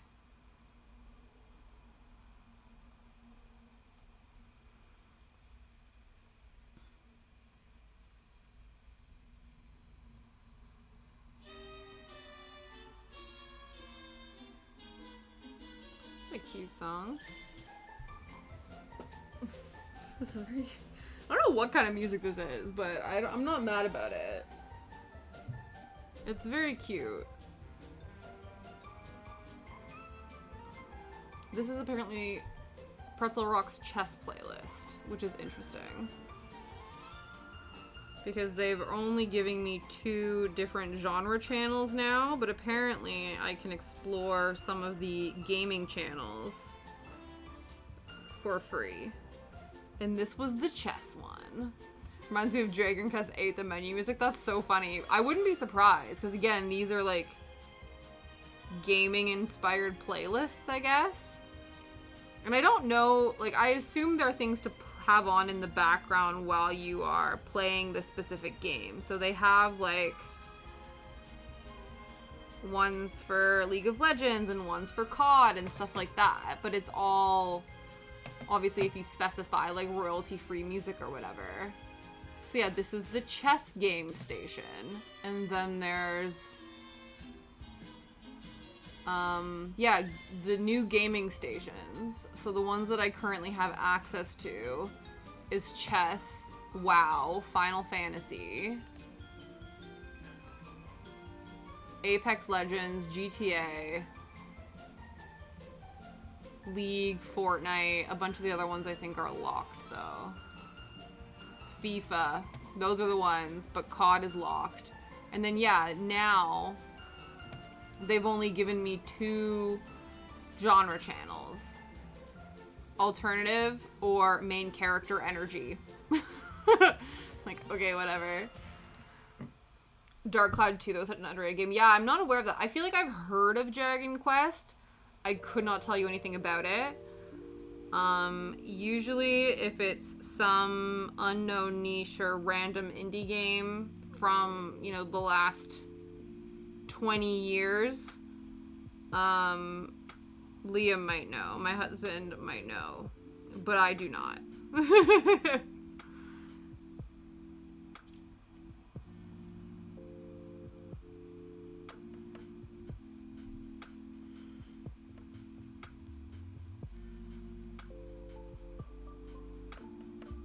I'll stream it someday. It's my favorite game. Oh, cool. You should. What, is that a PC game? Is it a console game? And if so, what console did you play it on?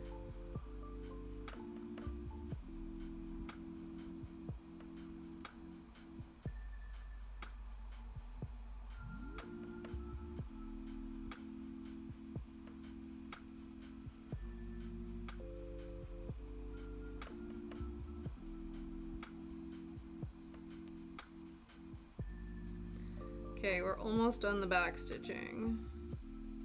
This has added time on to the amount of time it takes to make one of these.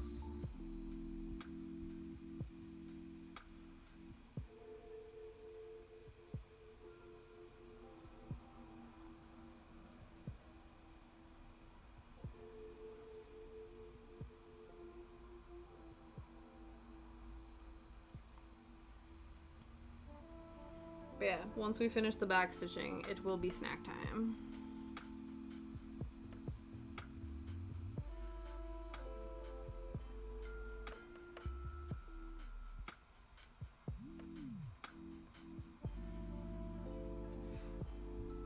Keep number 1 down there.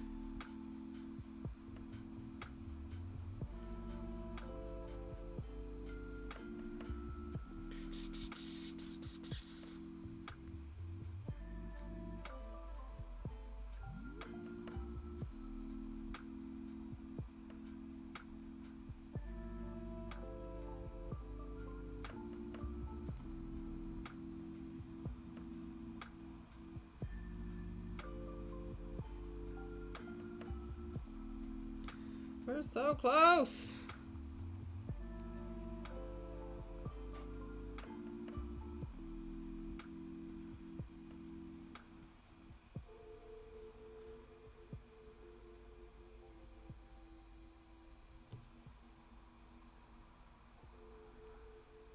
Here we go. Just to give me some peace of mind, because I do think the fusible web does a really good job, but it even states on the project, like especially for hems and stuff.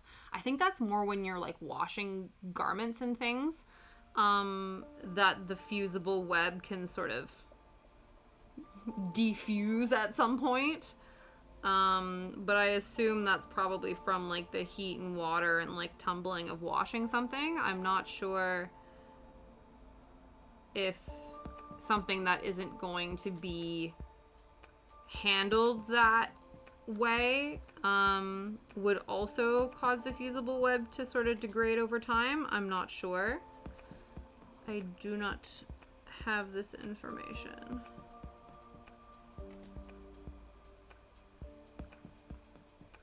But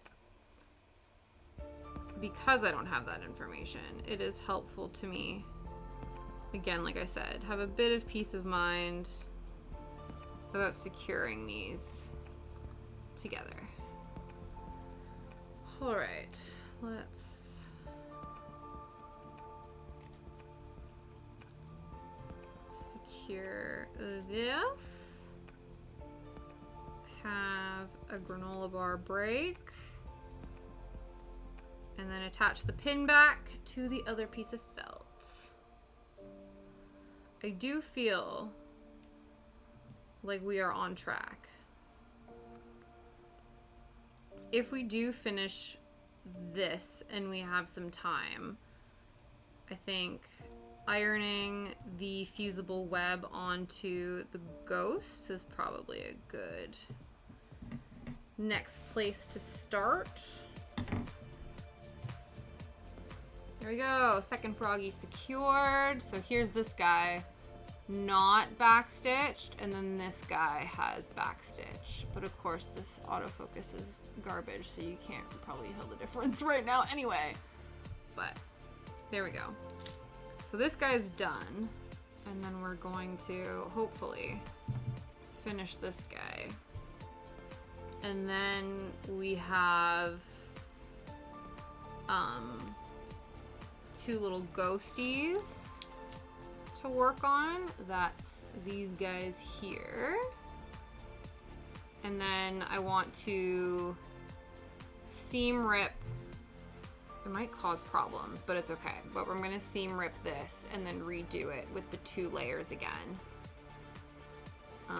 Though this is gonna be a much smaller one because we've been allowing, almost like doing a thicker seam allowance, a thicker border around these guys. So this one, we'll see what happens. It could fall apart and we might need to regroup and do completely new piece of felt. Unsure.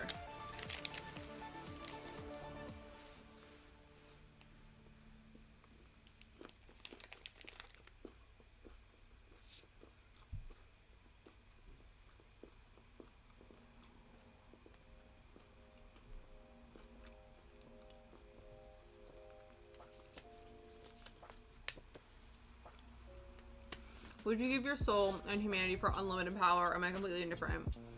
What does unlimited power even mean? Do you know what I mean? Because I feel like power is such a, like, it could be anything. Like, ultimate power as in, like, ultimate influence. Unlimited power as in, like, physical power, so I don't, you know, like, I'm really strong, I don't need, you know what I mean? Like, power in the physical sense or power in the theoretical manipulatable sense?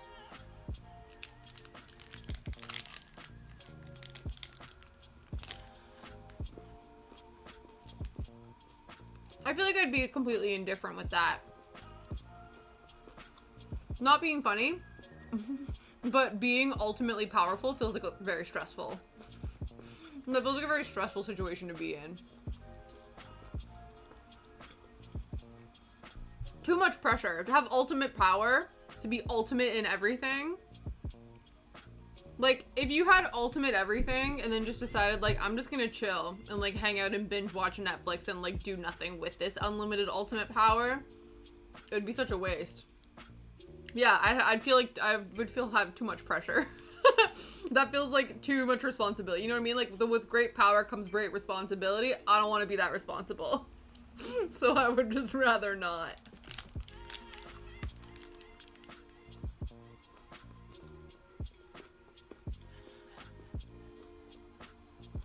And I also feel like, I don't know. I feel like people, yeah. I guess that's the thing, because you're giving up your humanity, so you could become, like, an evil piece of shit if you wanted to. Or I guess not, you know what I mean? But I almost feel like people who are willing to make that gamble, yeah. I feel like people that are willing to take that gamble on losing their soul and their humanity probably didn't have much humanity to begin with. If they're debating that, you know what I mean?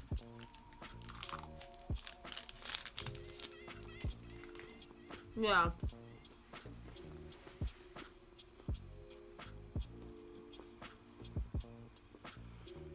I have no interest in being a supervillain.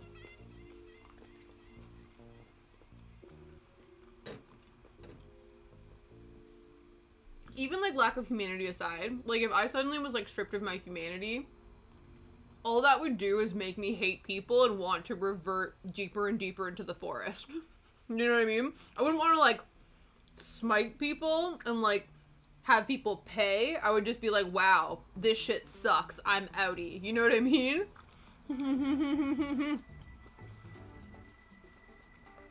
Yeah, I guess so.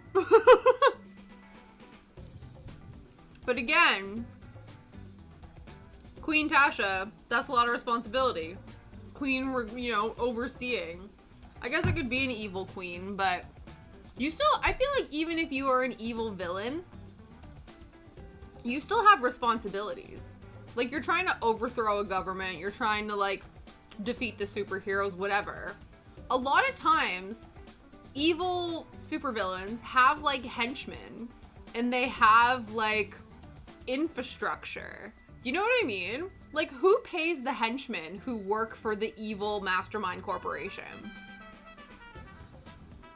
Like, you know what I mean? Like, do they have I assume they don't have an HR department, because that seems, like, ethical, and I feel like, you know, supervillains don't have humanity. But you still have to unite people under a cause, so you have to, like, be convincing. Yeah. Yeah. Like, you have underlings, you know what I mean? Oh, human resources. So those are the people that are responsible for, like, making sure that your boss doesn't, like, take advantage of you and stuff. Among other things. But, like, yeah, like, you need, like, just because you are an evil supervillain doesn't necessarily mean that people are going to want to join in your evil supervillain cause, right? You have to be somewhat convincing. So, like, I would need to recruit baddies to be part of my evil supervillain empire. And so something has to be in it for them. Do you know what I mean? Unless they're both, like, super down for the cause. You know what I mean? I don't know.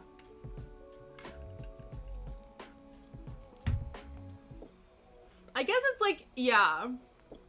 If you don't want this power, someone else might want it. Yeah.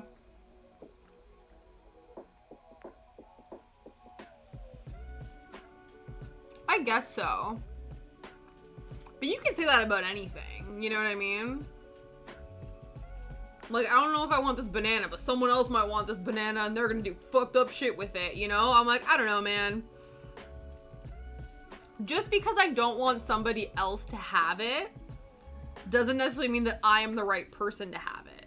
Like, if I had the option to bestow power on somebody, that might be easier than having the power myself. But then what if you just, you know, present the power to a person thinking that they're of a good, kind soul, and then it corrupts them and they become evil supervillain? That would be on my conscience. So it would be complicated. You could train your underlings. Yeah, you do train them. But what I'm saying is, like, yeah, but I guess, you know, I guess it would be the same way that cults work. Like, I would have to trust that I'm convincing enough and would able to prey on people's vulnerabilities in order to convince them that joining my cause will be a way to ease their suffering and stuff like that. But yeah, I don't know. That sounds like a lot of work, my dudes. Yeah, like, that just sounds like a lot of work.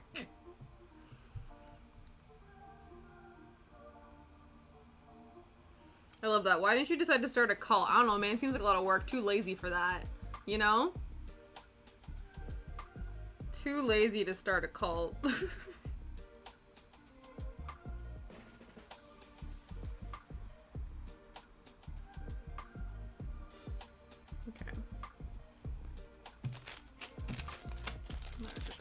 We need to fantasize people a bit as well. Yeah, absolutely. No, it's all good. I appreciate the theoretical conundrum that we have now found ourselves in. It helps to do these brain exercises every once in a while.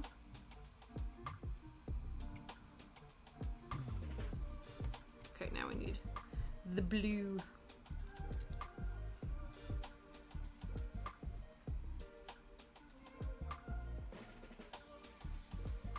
There must be some people that, like, refuse to ask that question too.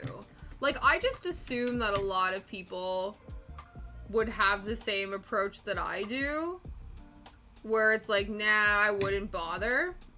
But there must be. There obviously are people out there who would be like, fuck yeah. You know what I mean?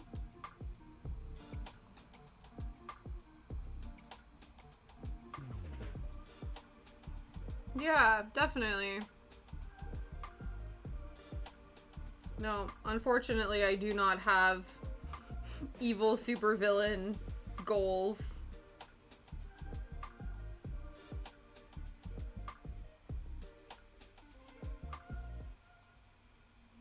I guess the only way I would be down with having ultimate power is, I guess, I could then dismantle the corruption of power that's currently happening in multiple systems and institutions. But you said in the question it was giving up my soul and humanity. So I assume that by giving up my soul and humanity, I would actually not want to try to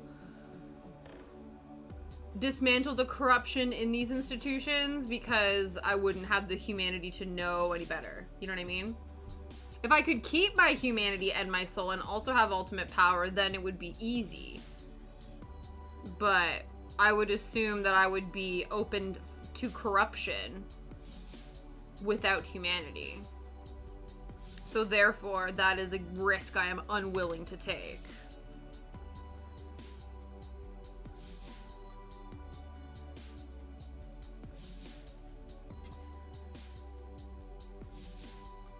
Exactly.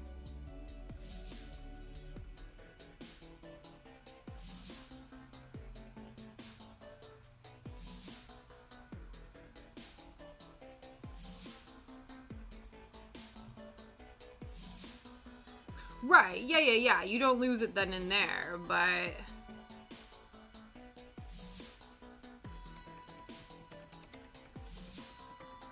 Again, though, that's still a big old gamble.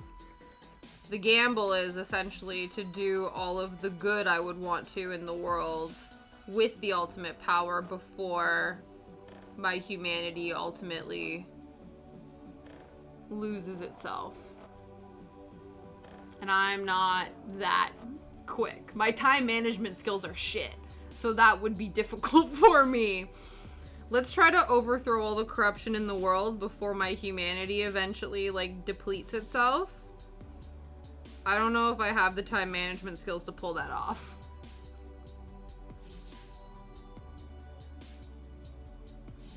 Some people might.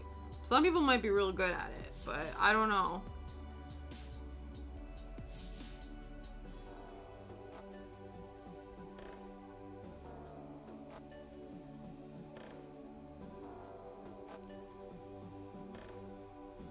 Okay, this is not even at all. Does that matter? I don't know. I feel like you buy pins sometimes that are really wonky.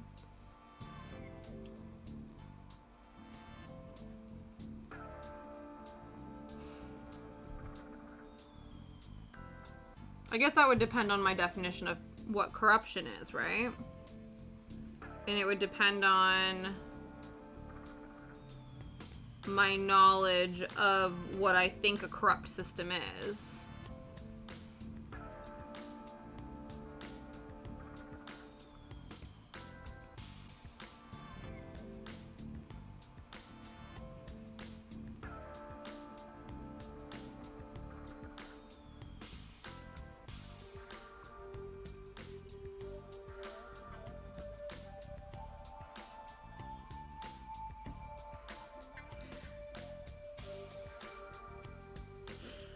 Again, well, it's like with anything, right? It's similar. It would be the similar approach I would take with,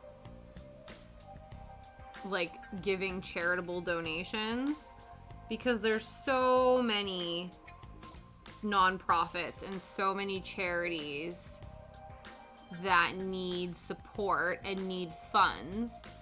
And you would absolutely go broke trying to give everybody the reasonable funds that they need in order to do the work that they're doing. So in the end, you have to decide which causes are important to you. And usually what ends up happening is the causes that are most important to you usually are causes that you yourself have some experience with and or have loved ones with some experience with. And then that informs who you make charitable donations to, right? Similarly, within the concept of corruption, there's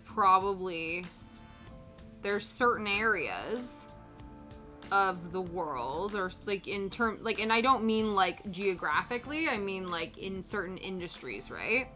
So whether it be government or whether it be entertainment or whether it be, I don't know, like human or animal rights and things like that, right?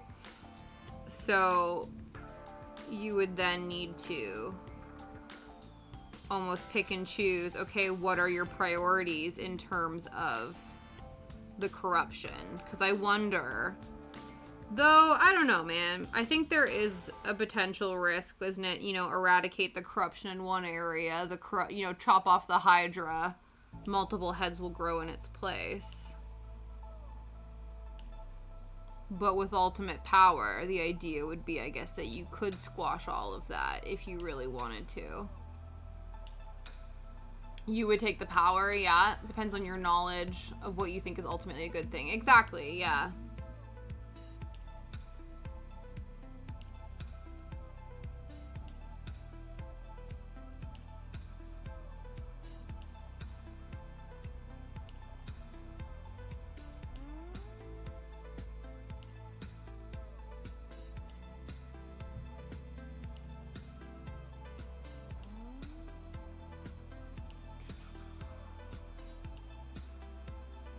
This wasn't 100% accurate in its placement, but I did my best as I moved it around to try and rectify that. I don't think it's perfect, but it's better than it was. And I would only do one thing: program the ultimate AI to reform the education based on each civilization's culture and what is genuinely the right thing to do. And you think that AI will be able to do that? The only way to try and leave something everlasting. I do agree that education is a good way, because the only way that you're gonna make change is through educating people of the true meanings of stuff and then having them make informed decisions. But if you had ultimate power, you wouldn't necessarily need AI to do that, would you? Or are you thinking that the AI would then exist after your mind has been corrupted? So you want to create something that will be able to do the work for you after you ultimately succumb to your lack of humanity? Is that what it is? Oh, no. Absolutely not.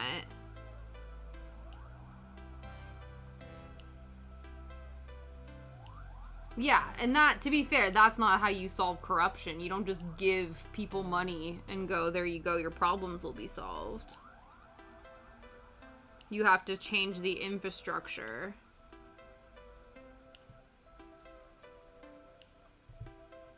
That's interesting. So you are of the, I guess, you know, it's like with anything, because AI is seen as a tool.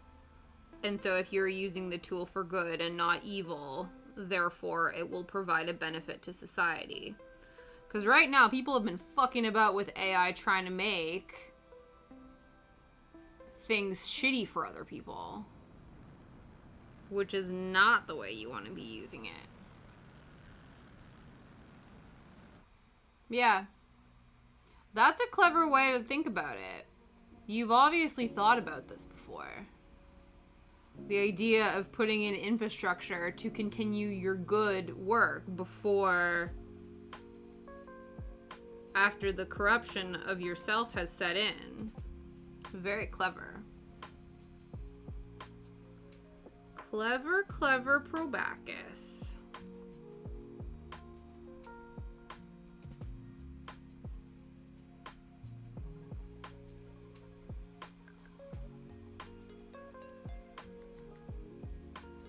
Most of the AIs right now are used for pornographic. Yeah. I don't know if it's most, but I know a lot of it is. Yeah. Because I know that's one of the reasons why SAG-AFTRA, which is the actors union, is on strike right now, is because one of the proposed ideas that executives and CEOs were trying to do is basically get a background actor, pay them for a day's wage, use AI to scan their likeness, and then superimpose their image with AI into existing projects without compensating them for their likeness. Because in their minds, they're like, well, we've paid you for a day's work, you've been here, but now we can just manipulate your likeness in AI, and therefore we don't have to pay you to be on set because you're technically not on set. So that was one of the things that they were like, screw you, no. Among many other things. Because when you look at, again, that's speaking of corruption, the fact that these business media moguls make billions off the backs of people's performances and their likeness, while those people don't make shit, is absolutely ridiculous.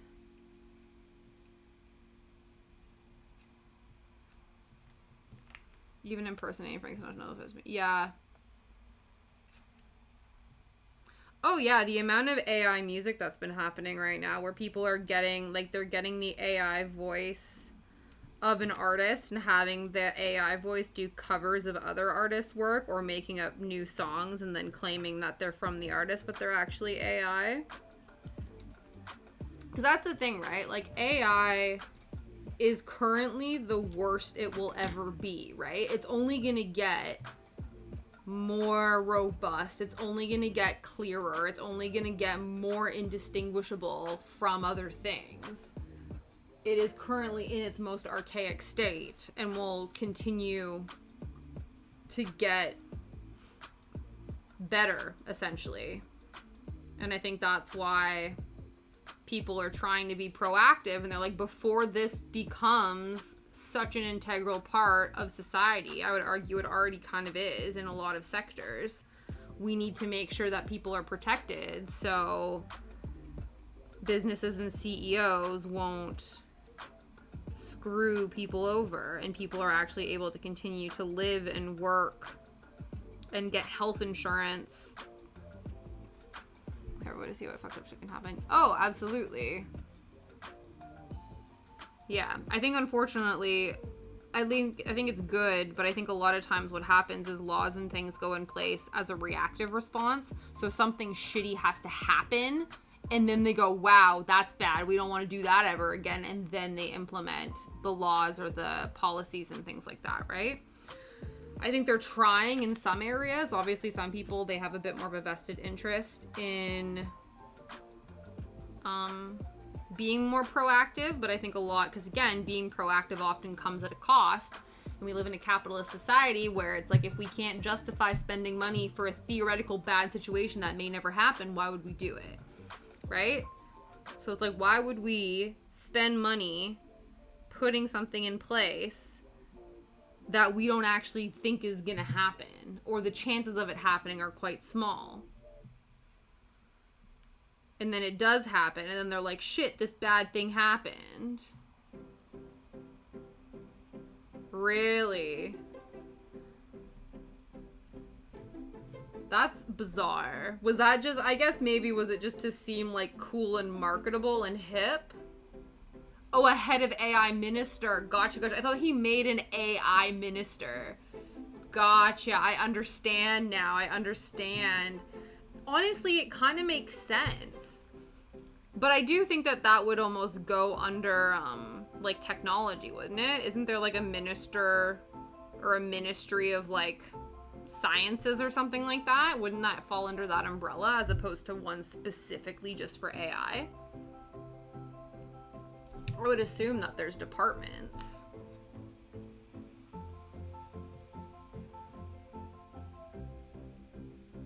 Okay.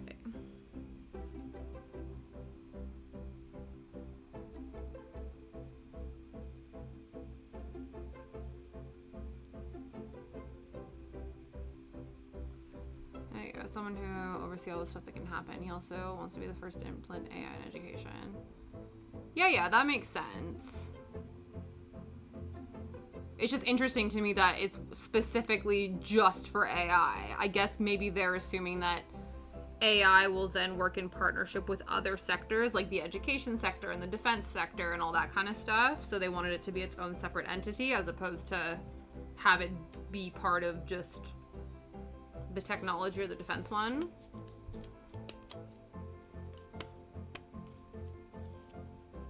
AI and digital governance. Okay. Interesting. Okay, we have now stuck these two together. We are on track for finishing number 2. which is awesome because we have 10 more minutes to do that. And I believe we should be able to get that done. So we're gonna do 2 strands again. They want to be the first to calculate expenses in long-term models for reforestation. With AI?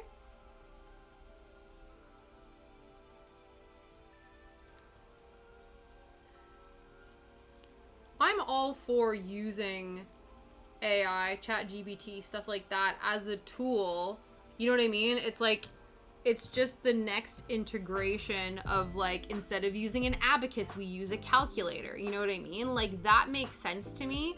Tools that aid in simplifying or making people's ability to do their work more quickly and efficiently, not as a way to fully replace a department or to fully replace an industry. You know what I mean?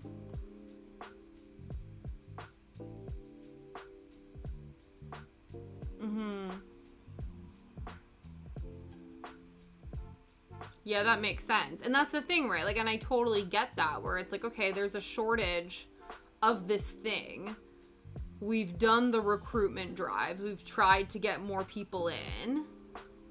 Yeah, absolutely. And I totally think that that's an amazing idea. Like I said, using AI and new technologies as tools. So they're like, okay, listen, there's a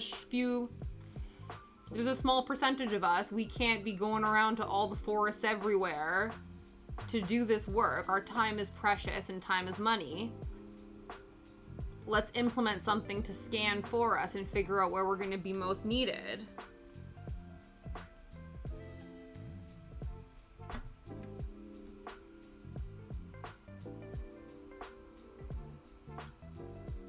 All right, it's whip stitch time.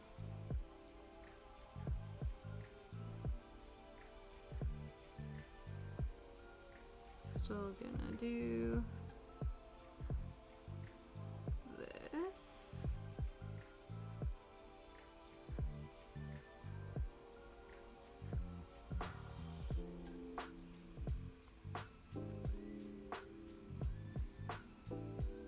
Agronomists.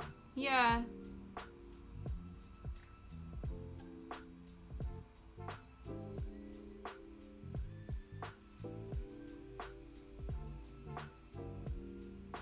Yeah, absolutely. No, I think that's what I mean. That's why I'm saying I think that's a brilliant idea.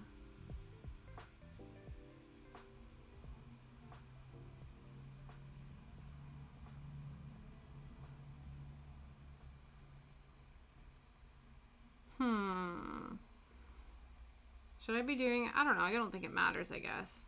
Because I just realized that the whip stitch, I think I'm doing the whip stitch backwards, but in a way, I think that might be a good thing, because then all of this, like, weave will be on the back, and then the front will just have the individual sort of stitches on them. I don't think that is a bad thing.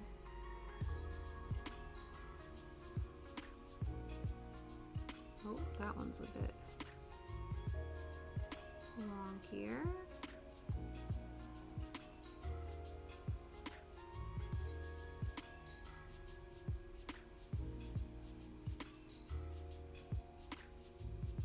Unless it was supposed to be doing this the whole time. I don't know.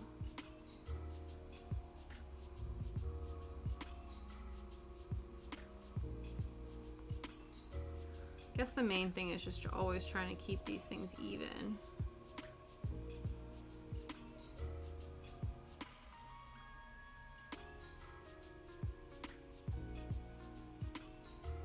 Let's wait and see the implementation now. What I want to see is pressure on more mayors to do better. Yeah, absolutely.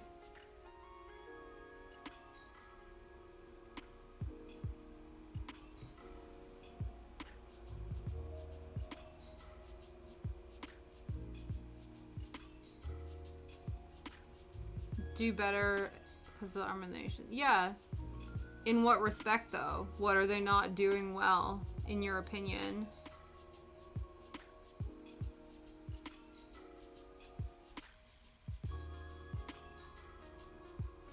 I don't know how this went from being loopy to then being not loopy to being loopy. I don't know.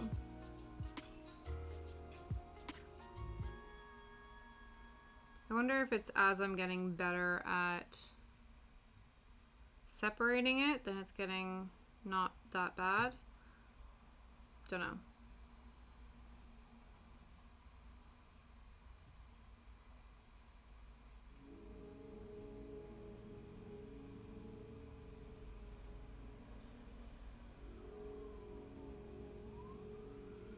Now I assume, do we whip stitch the same way? No, I don't think so. Like to go around the corners, I don't think that's necessary. I think we just do that. Maybe. I don't know. Not sure. Unconvinced. Because now this is... It's still, like, sealed. So I don't think it's necessary to, like, do a whole separate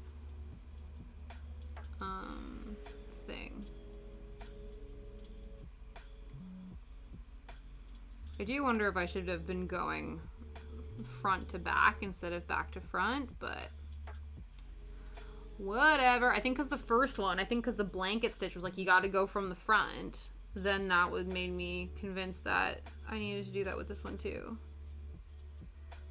Again, I don't know if it matters, but we're going to do it anyway. Prevention in all its forms.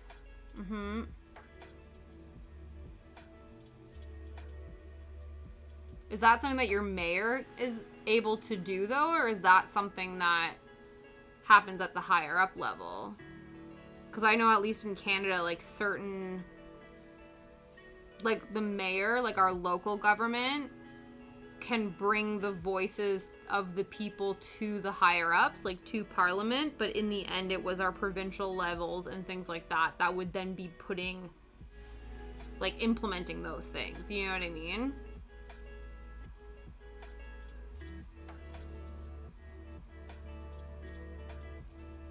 At least my understanding of what, like, my mayor did in my, like, in Canada is, like, they were the constituent that then gave our voice to the provincial government. Yeah. Only handle the finances. Yeah. I guess because Canada's bigger, too, so we had, like, different... We had 3 tiers. I don't know if Greece is big enough to have 3 tiers of government. I'm not sure. Yeah.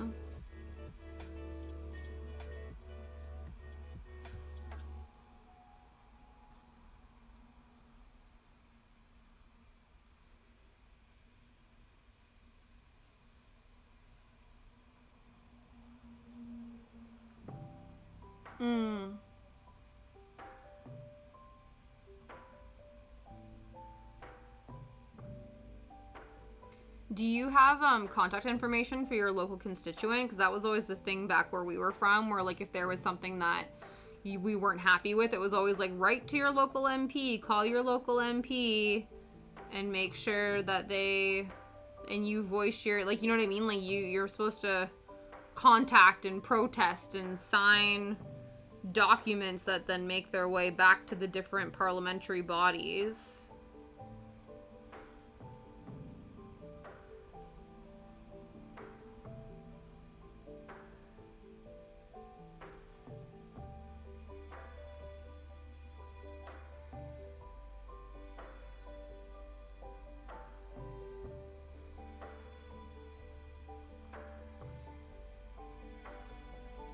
Greece has 3 levels. Okay, cool.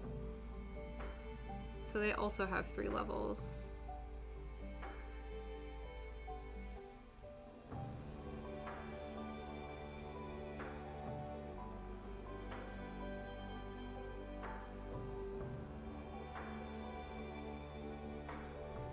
Alright, we are almost done.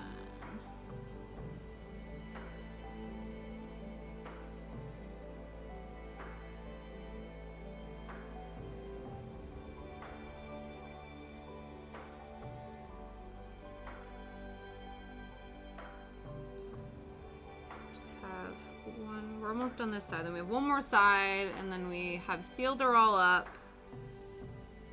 And that will be 2 completed pins for the day.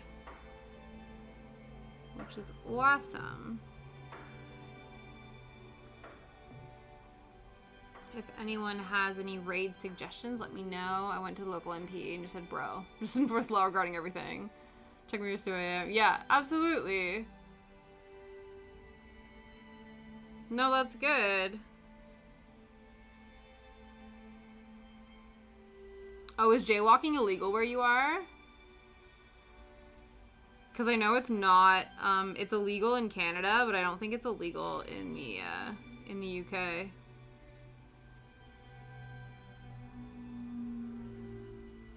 That's always nice, right? When the elected government officials that are meant to be the voice of you, the constituents, and you, the constituents, get ignored. That's always real nice. Real peachy keen, right? It's supposed to be, right? Interesting, yeah.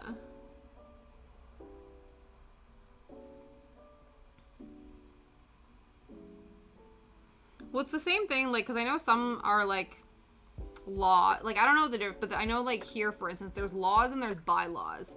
So the one thing that pisses me off is the amount of people who own dogs who don't pick up their dog's poop, and it actually is a bylaw violation, and if they are caught doing it, they are liable for, like, I don't know, I think it was, like, up to $1,000 fine if they are caught not picking up their dog's poop. The thing is, though, by the time you, like, I don't know, I've never caught somebody in the act. I've just walked past it all the time. When I'm with Shadow, I just constantly see it. But I myself am not privy to that happening.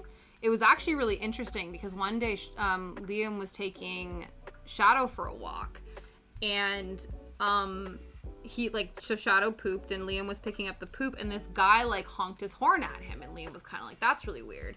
So they walked past though, and the guy rolled down his window and is like, I just want to say thank you for doing this, for picking up your dog's poop. And Liam's like, well, yeah, dude, like, you have to, you're supposed to.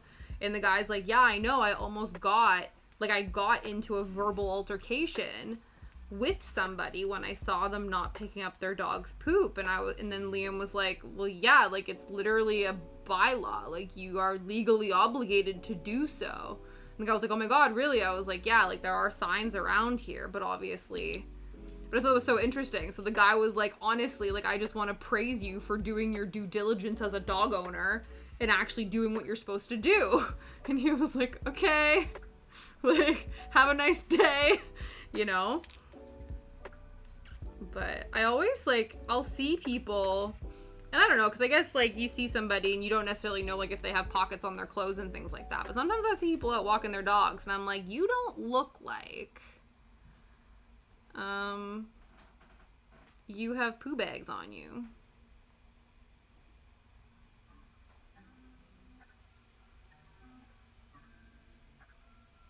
Okay, I'm gonna do the same thing I've done here. We're done. Being a good citizen now, we don't do that here. Oh, trust me, there's plenty of not good citizens here as well. But thankfully, oops. That's annoying. So I made the knot too far down. I'm gonna just really pinch this. That's really frustrating. But yeah. The joke is that I have with my family. Hey, check your posture. Thank you. It's tea time. Strengthening time. Okay, we are at the top of the hour. I'm just finishing this. So if anyone has any raid suggestions, let me know. So this one we finished, but I knotted it too close. I don't know, not far enough along. So that is possibly a concern. But I don't know if you guys can see the difference.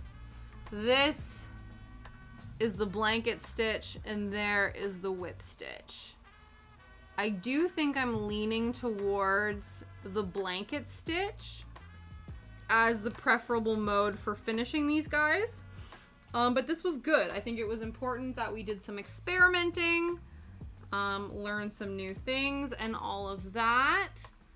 Septics is great. Indicola Blue is also good. Yeah, it's true. I think we've actually gone to see both of them before. What are they working on today? Let's go and find out. Yeah. So 2 successful pin endeavors. Let's go and see. Ooh, who's online? Who haven't we seen? Oh, well, thank you. I always appreciate you being here, Probakis. I always enjoy. And the philosophical talks, yeah. Yeah, we do. We get there sometimes. Oh, thank you, Aurora. You are magic too. All right, let's see who is around. We will be back here on Friday. We'll be back here tomorrow. We'll be back here tomorrow. Probably doing more of this. We have some ghosties to finish now. I think now moving forward, we know what we want to do. We are back stitching around the cross stitch, and we are blanket stitching the 2 pieces together. We've learned. We've grown. We are doing new things. Oh, Sepsix is still playing Darkest Dungeon 2.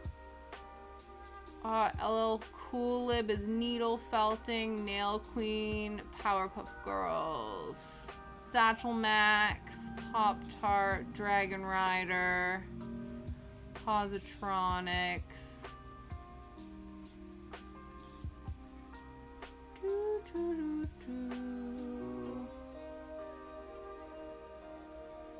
Sure. Probakis says septics, so we shall go and see. All great choices. Yeah, let's go and see septics, who is still playing whatchamacallits, Darkest Dungeon 2. Hi, baby. Do you want to say hi? He's like, no. No, I don't. Hello. Hi. Oh, big stretch. Big stretch. I know. Liam went to go get a haircut. He did. He went to go get a haircut. Okay. Oh, this is crusty. You gotta take that off you later. Alright.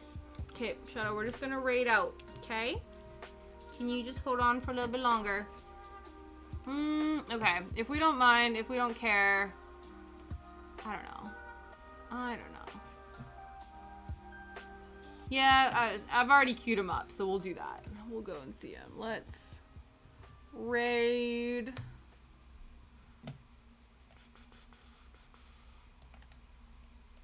Copy.